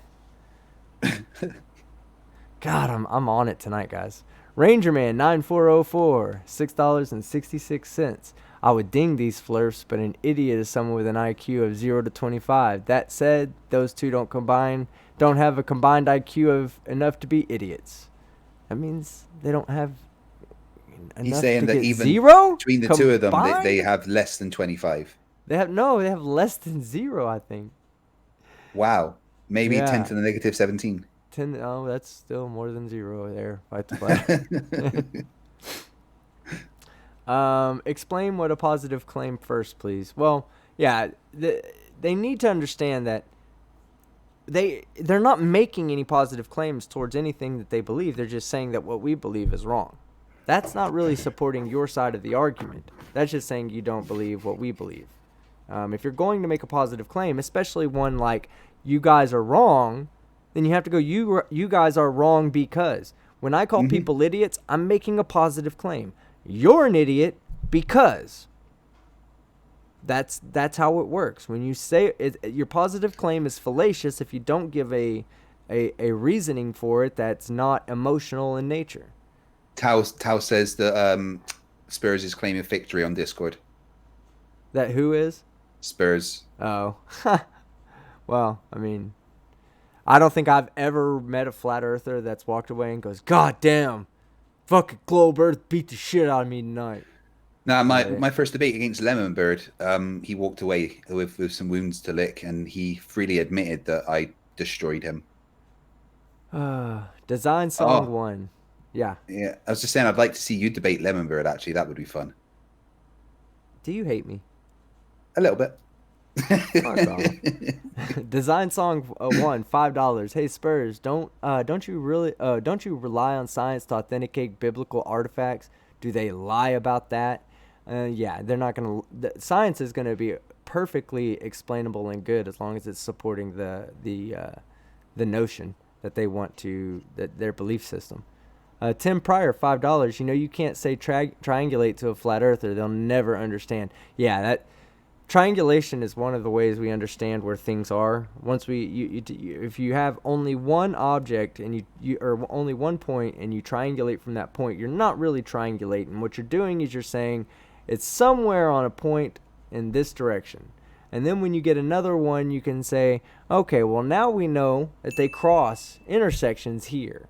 And then you bring in another one and another one says, yeah, now we know not only do they cross somewhere in that area, but it's also at this height. The more radar you have, the more points you can take a measurement from, the more accurately you can tell where something is. Okay. Curve Pimp, The Laughing Jester, $49.99. Man, you guys, y'all are killing me. Can I use Team Skeptic and fight the Flat Earth vids to punk these numpties? Of course, man. Yeah, man. I never tell anybody no to use my videos. I think that it's a good way of getting stuff out there, and I would appreciate it if you used my videos. Thank you very much. That means I'm doing something right, that you guys think I'm actually making good points and you want to present them. So thank you. He got hit by a space comma. 2 pounds from Stephen Marshall. Yeah, space comma and full stop. Shit. Space comma, full stop, no capital. No capital. Bearded Devil, 1864 for $60. Spurg Boy needs to demonstrate with irrefutable evidence the Earth is flat. Also, what is the distance traveled, miles divided or miles or kilometers by the sun in 24 hours as it traverses along the equator according to his Flurfer model, and how fast is it moving? Yeah, again, they don't basic observations that they refuse to answer, refuse to even acknowledge. Like the fact that on their model, the sun would have to be traveling faster during the summer than it does during the winter. Yeah, it would have to gain speed for some reason. Yeah. There's something out there that's causing it to gain speed and to look like it's straight ahead of you when it's really not. It's really about 45 degrees to your north when you're looking east on the equinox. I mean, there's just so much bullshit that comes with the flat Earth, and they still just hold on to it as if it's like life is going to pass them by if they don't. Tim Pryor, go ahead. You keep seeing the people that are like, the globe is dead. And I'm like, are you fucking serious? Tim Pryor, $25. Thank you so much, sir. I do appreciate it. Ask him if he can't verify his brain exists. If he brings up radar scans, then he's already debunked himself. Yeah, I saw that after I think it was like right before or right after I brought up that point that, they can sit there and say that a physicist doesn't know what he's talking about, that he's lying to us, that he's this, that he's that. And then the people who go to the same amount of schooling through the same systems, right? But they do brain surgery, heart surgery, tendon surgery, bone surgery, and those people know what they're fucking talking about. They weren't lied to. Those ones weren't lied to. Only the ones that prove the Earth is flat. Those are the guys that have been lying the whole time. And when I saw that, I think it was right before I brought it up. I think, Tim, I saw your super chat, and it made me think, and I was like, damn, that's crazy. Like these, and his name was Spurs, so I thought, oh, maybe he's a footballer for Tottenham Spurs or whatever. So that's why I brought that up, is because I saw those two things, and I was like, oh, okay, well, let's bring this argument to something he can understand and why we believe that argument to be fallacious. Orion Osiris, one pound. Thank you, sir. I do appreciate it. Robert Williams, $1.99. Everyone in the audience knows what radar is. Yes, that's what the thing about radar is, that you can't beat that. You can't not explain that. On the flat Earth, radar means it doesn't make sense. You don't know where. There's no explanation for why a plane goes off of radar. Why we can't see ships from New York in London. All this would be able to be done if the Earth was flat. It would have to be flat for us to do it, and it would. It'd have to be curved for us to not be able to do it every day. If it was one day, then we could say, okay, yeah, maybe there's a bunch of molecules in the air and it's stopping the radar from making it. But every day, the Earth's not curved. I mean, it's not flat; it's curved. The thing is about it, don't let them clip that. The thing is, like they say that you can't see from Scotland to New York because the atmosphere, right? But that's about 3,000 miles. Whereas they also say the sun is about 3,000 miles up, but that's also in our atmosphere. So why can we see the sun that's in our atmosphere 3,000 miles away, but we can't see New York from Scotland, which is also 3,000 miles away? Yeah. Chris Kelling, $5. As an amateur radio operator, I'm getting muffed being referred to as an inanimate object. No, you guys exist, Chris. Yeah, definitely. Your super chat is proof. Thank you, sir, very much. NANA, $6.66. I'm a NASA shield. Lol. Yes, NANA, and I love you so much, man. Thank you for being the shield you are.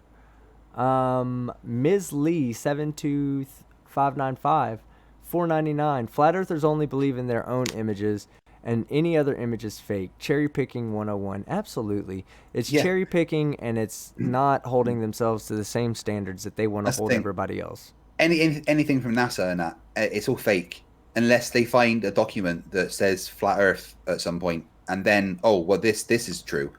Like what would happen if NASA came out tomorrow and went, guys, the Earth is flat? Do they then go, no, NASA's lying, so we're all globe earthers? Yeah, right. Ben the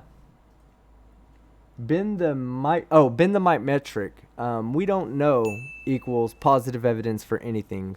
These guys are tools. I'm sorry. These guys are tools, but they are far from the sharpest tool in the shed. Absolutely agree. Well said. Well put out. Well put out. Bombay, $5. When have you seen a car leave no tracks? When a car drives over a rock. Yeah, exactly. And I almost brought that up. I didn't want them to get pedantic with it and go, well, no, it does leave a track, because you can look at it with infrared and see that there's actual track marks there. I didn't Do you like want... my mouse mat, team? Huh? Do you like my mouse mat? Let me see. Huh. Nice. Did you just make it? No, I ordered that from NASA. Oh. Yeah, who orders so fast that you can get it in the middle of a live stream? That's what I want to know.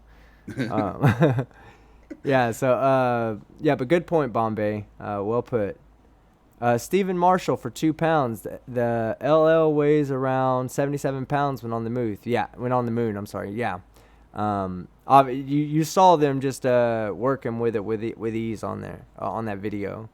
And then, I 2 more pounds. Yeah, lunar buggy. I got you, bro.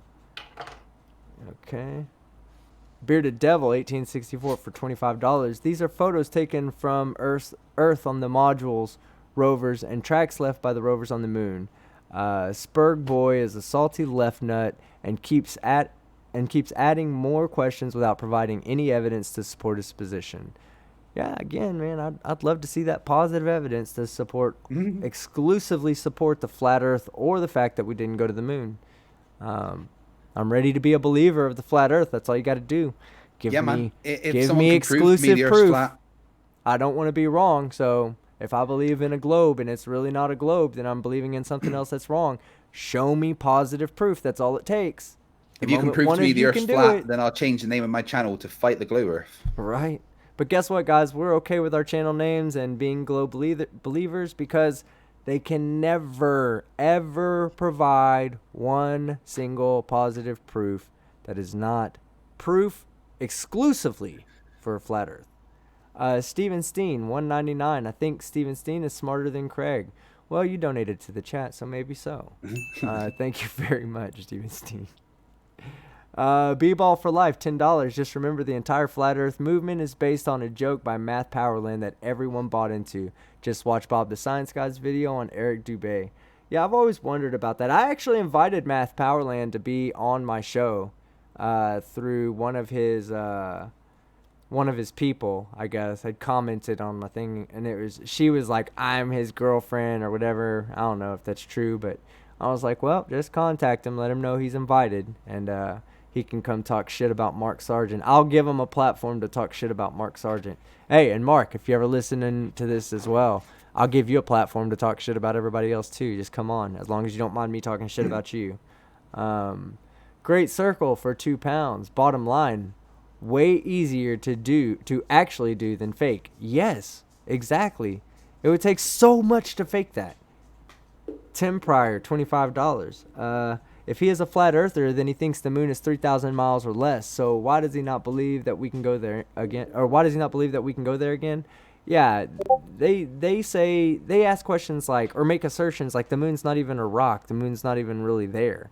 I mean, there's no way to prove anything to these guys. They just believe what they want. Unfalsifiable narrative. Unfalsifiable, exactly. Anything you come up with, there's going to have a rhetoric for it that they can't prove. There's no backing for the rhetoric, but they'll have the rhetoric for it on hand. It's just fake, guys.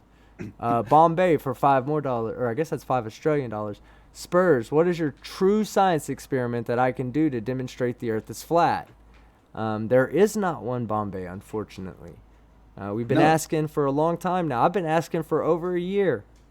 There is no scientific experiment that you can do to prove the Earth is flat. Every scientific experiment you do is going to tell you that the Earth is a globe, regarding shape of the planet. Tim Pryor for $30. So tell him to pay that space agency that will send up anything you want to track, then come back and tell him space is fake. Yeah, no shit, right? Send up a fucking GPS satellite. I wonder if GPS would work at, under the GPS satellite, but high enough in the atmosphere to where it was obviously not in an atmosphere, like 1,000 or 2,000 miles up. I don't see why it wouldn't. Yeah. Aussie Globehead, let's see. Aussie Globehead. Oh man, for another 50 Aussie dollars, thank you. And at Team Skeptic, can I bring Shillbot bot when we chat? No, Shillbot takes the night off that night when we do Aussie Globe night. I almost insist on that one, Aussie. Yeah, because you help out too much, man. I appreciate it, but you put me in an awkwardly modest and humble position when you do that. So I do appreciate it, and I will always show you the appreciation. But just know that every time you do that, it kind of it makes this little portion of my stomach tighten up real tight. It feels like there's a bunch of little leprechauns jabbing me in my gut with little miniature knives. So thank you very much for the pain. I am a masochist, and I do appreciate it. MA2 Fletcher Eisler, $5. Thanks, guys. Well done, FTFE. Yes. Let me be the first to say this, man. You did a hell of a job. When they were asking me, should I bring somebody else on, I was like, I think Fight the Flat Earth has got this. I even said that in the chat at the beginning. I was like, do you guys think I should jump in or not? And they were like, it was kind of mixed. There was a lot of people, I think, wanted to see me in there, not because you were struggling, but because they just wanted to see me get in. But I responded, I was like, nah, Fight the Flat Earth has got this one. The only time I jumped in was really when he was trying to give really, really, really wrong science and promoting it as fact. I'm sorry, but you don't know what the wheels are doing. Just like as if you watch something pass you in constant velocity and it dropped, right? And you were only looking at the ball drop, it would appear that the ball did not drop straight down, but that it actually moved forward. It tracked forward. But then when you look at it from the perspective of the cart that's moving, the ball drops straight down. So when you have a camera that's tracking a car, and to the car's perspective, that's what you're looking at is the car, you're seeing the dirt go backwards from the car. Yeah. But it's not going backwards from the car. Look at the point on the moon where it begins to be lifted off the moon. It's moving straight up and down. Now, there might be a little bit kicked back in the backwards direction, just like there's going to be a little bit kicked up in the forwards direction, which is why you see that curve. There's a little bit kicked up all over the place. But the thing is there's distinctive patterns from where the tire is compressing and scooping into the material and when it's actually flinging it up into the air, and there's no necessary atmosphere needed for that. It's all it has to do is deal with the physics of free fall, basically. All right, music for $1. No message there, but thank you, sir. I do appreciate it. William Signs for $2. My brain has an owie. Thanks, guys. Yeah, sorry about that. I've been saying sorry all night in the chat. When they're like, "Oh, I can't. This is becoming difficult. These guys are pissing me off." I'm like, "Yeah, sorry. They're pissing me off too. Just so you know, I'm raging with you guys." Ranger Man 9404 for $3. I was saying their IQ is below zero. Yes, Ranger Man, we got that now. I agree with you. Below zero.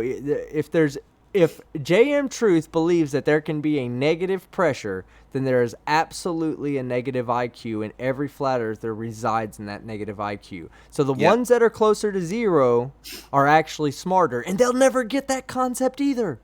No. That's how fucking illiterate they are to math and science, okay? If you say, yes, there's negative IQ, all the flat earthers have negative IQ, but the ones closer to zero, those are the ones that are the smartest. You know what the ones closest to zero are going to say? No, I'm not. No, I'm fucking not. Yeah, there's no way I'm close to zero. Maths isn't reality for them. I mean, we all remember what Sleeping Warrior said, right? If I've got 2 ice creams and then he takes 3 away from me, I can't have negative ice creams. But yes, you can, you fucking idiot. You can owe me an ice cream. Yeah. Blue Marble Science, Flat Earth, rotating at the speed of stupid. Yeah, no shit, man. We need to get you on into a future show. Really enjoy watching your material. Rex Betancourt for $5. Science self-corrects. Flat Earthers never correct. Yeah, they can't be corrected because their narrative is unfalsifiable. So they can never be wrong. So that takes out the need to be corrected, or the anything that deals with correction. They're not ever going to be corrected. No. All right, so let me check to make sure I didn't have any random any donations on the donation below. And I think we're probably gonna end it there, man. I don't know if I've got too much more. I know we said we were gonna do a My Buddy. Shit, we're gonna do a My Buddy's an Idiot. Okay, hold on. I have 2 donations that did come in, so let me address those real quick. Start getting your My Buddies and Idiots in, guys. Yeah, go ahead and put your My Buddy's an Idiot in the chat right now, because by the time I get done reading these, we will be ready. Okay, so we got $15 from Mamain Words. I think most of Flat Earthers are ignorant because of their religious teachings. Do you agree? Yeah. Okay, so being ignorant of something. Okay, so here, if you're hip hop hippie, for instance, listen up, okay? Because you don't understand what the fucking word ignorance means. Ignorance means you're not aware. That's all. It's actually an out for you. Yeah. Because then you can say, no, I'm not stupid. I'm not an idiot. I was just ignorant to this. That's how simple it is, guys. Just say you're ignorant. Then you have to actually accept the information that you're given. And then you are no longer ignorant. And after that point, if you make the same mistake, then, hold on, let me do it right. Wait up, guys. You're a fucking idiot. Yes, I hit my dinger a bit hard today. I hit it. I notice that in live chats, especially with live chats with Flat Earthers, I tend to hit my dinger a little harder than I need to. And one more $5. Oh, so to answer your question, I think some of them are. I think some of them just won't. They just never have been exposed to it. They've always been somebody who's willfully been ignorant. There's also a difference between just being ignorant and willfully ignorant. If all these concepts are if all these concepts are taught in school and you just say, I'm not going to learn the concepts, well, you're still ignorant because you never learned the concepts. But you're willfully ignorant because you chose not to learn those concepts. They were being presented to you, and you chose not to even listen to the information being put forward. And if you chose to do that because of religious beliefs, which a lot of people do, and that's fine, that just makes you ignorant, and it doesn't make you right. It makes you wrong, and it makes you wrong. And if you're being willfully ignorant, then where's my buzzer, my dinger? If you're being willfully ignorant, then you're a fucking idiot. Look, I hit that one with more calamity, I guess. I think you've Pavlovian response to me or something, because if someone says idiot, I'm waiting for the ding now. Oh yeah. It's a part of my daily lexicon now. I just walk around and go, idiot, idiot, idiot, idiot, ding, ding, ding, ding, idiot, idiot, idiot, idiot, ding, ding, ding, ding. Kyle needs to make a song out of that. At Ugly German Truth also donated $5. For all your patience, you earn this. Thank you, Ugly German Truth. I appreciate that, sir. Especially knowing that it's coming from you, and it's probably like 5 o'clock in the morning for you right now. So thank you very much, guys. And Stringer News. Stringer News 1. Stringer News, my executive producer. What a man he is. What a man. An absolute saint to the community. Hi, guys. Hey, Stringer. Appreciate Hey, Stringer. How you doing? Okay. So let's get to the chats. Let's do this. My buddy's an idiot. I'll start it off with Prime Bait says, my buddy's an idiot because he has the same 2 degrees as Merle. Okay, well, I gotta get... Who did you start off with? Prime Bait. I've got to find it. It's way up there. Wow! There's a bunch of my buddies and idiots. I know. Wow. Okay, guys, look. I'm starting with... oh, wait, I see that. All right, yeah, good. I stopped it right on time. Oh wait, no, I guess that's not a thing. True Blue, Merle is an idiot because his voice would be lower if he wasn't gripping so hard. Oh God, yeah, you know it. Sean Carroll says, my buddy's an idiot because he thinks JAQing it off is skepticism, which it isn't. Spurs, you're an idiot. Ding. Yes, being a contrarian or being a denialist is not the same thing as being a skeptic. That No. is skepticism, but that's skepticism, that's extreme hyper skepticism to where you only believe either what is ingrained inside of your mind or what you can physically do with your hands and feet. And sorry, guys, that's not how science works. Mike Bertelson, Merle is an idiot because he only understands 10 to the minus 17th % of science. Oh, that's a little number. A positive number, but a little number. Demon Orb Heathen says, my buddy's an idiot because he blames they for everything. Yeah, fuck they, man. They screw everything up. More Dark says, my buddy's an idiot because his cat curiously knocking stuff off the table understands gravity better than he does. Well, there's the proof right there that the Earth isn't flat, because if it was, then cats would have knocked everything off it by now, right? Magda von der Weerd says, Merle is a fucking idiot because he thinks a sextant is an adult toy. Great Circle says, Merle is an idiot because reasons. Lots of reasons. There's so many reasons, but I can't demonstrate them to you, unfortunately. Yeah. He can demonstrate them for us. Yeah, no, he did it easily. Simply a Bull says, my buddy's an idiot because he thinks they had CGI in 1969. Oh, and apparently the flag is wet. Hee hee. Leah's logic, and I guess this is directed at me. I'm sorry, Leah. My buddy's an idiot because he doesn't know how to use his dinger properly. Well, maybe it's not me. Maybe you're referring to somebody else. I don't have a dinger. Wait, no, I do have a dinger. Oh, I'm going to stop talking. Well, I'll ding I'll just assume you're talking about me, and I'll ding myself properly.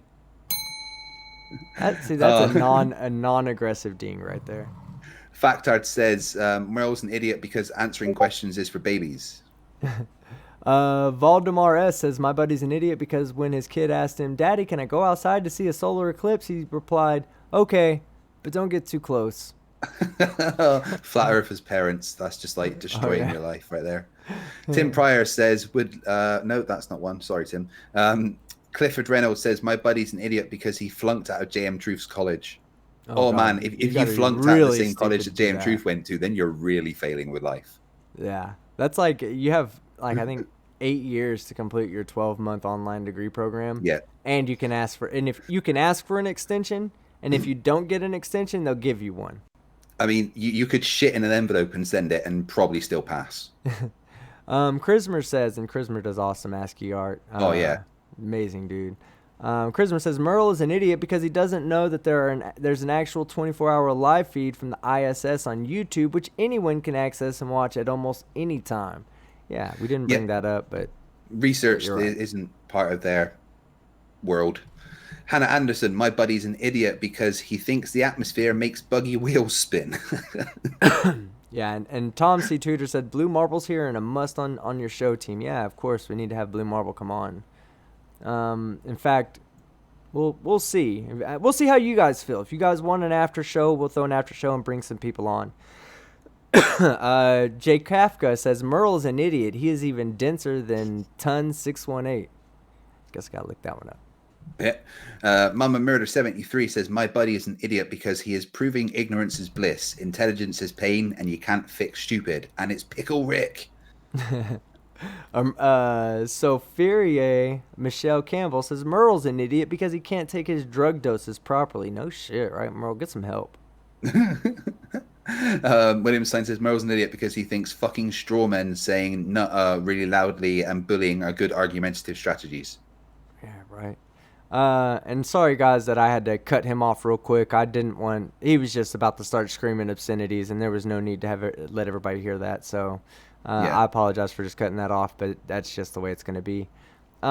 Big Spaghetti Star, my buddy's an idiot because he thinks atmosphere holds stuff down rather than gravity. Yeah, that's stupid. If that was the case, then everything that atmosphere was holding down would be pushing it back up, and it would go away because there's no gravity to hold it down. So eat shit, Flat Earth. MA2 Fletcher Eisler says Merle is an idiot because he thinks he understands, but he really doesn't. Rob says Merle's an idiot because he thinks he's a wizard in training. I would not want him on my squad going into raiding on Orc. I'm going to stop talking. Okay, so Carlos T says my buddy's an idiot because he believes the sun is turned off at night. Well, where else does it go?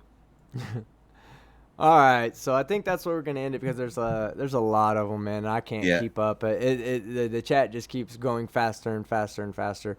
I guess that's what we're guys, gonna end. but if you've got more my buddies and idiots, then hit up our Twitter and just leave them there. And maybe we'll do a special my buddies and idiots show at some point. Yeah, hey, that's a great idea. You know what? Most of the people here are fans of both of ours, and this is mostly a science or satire thing. I just wanted to bring it out tonight to do a Merle's edition. But how about this? Everybody, why don't y'all go head over to Twitter and hashtag my buddy's an idiot, okay? Now, we're going to have to have some congruency on this, fellas. So let's write the hashtag out so everybody doesn't mistakenly put my buddies, as in more than one buddy, versus my buddies, as in my buddy is an idiot. So there you go. That's the hashtag on Twitter. What you guys got to do is when you leave that hashtag, we can actually search it by that hashtag. So then we'll go ahead and search it. Maybe we'll make a My Buddy's an Idiot. You guys leave your best My Buddy's an Idiot on there. And me and Fight the Flat Earth will do that for a science or satire episode. Yeah, that sounds like a fun one. Yeah, you guys got a Discord? Not yet. We'll look into that.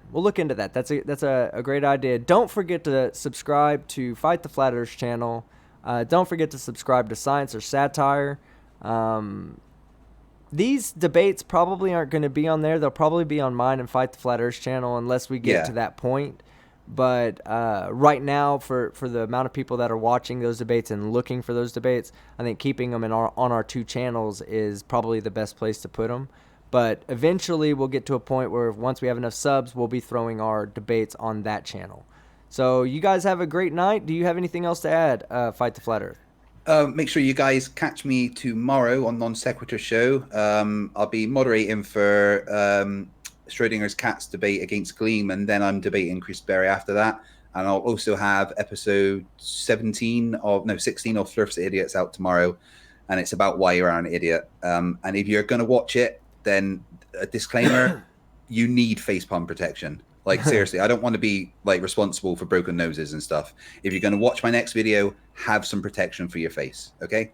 We got one more super chat that came in. Chris Kelling, let's trend the hashtag. Yes, we get enough people hitting that hashtag up, and it will trend, guys. So thank you guys, everybody, so much. I do appreciate it again. We will be seeing you guys tomorrow night. It's non-sec, right? You said that? Non-sec? Okay. Yeah, we'll be seeing you guys tomorrow night on non-sec, and y'all have a great night. I'm Father Skeptic, and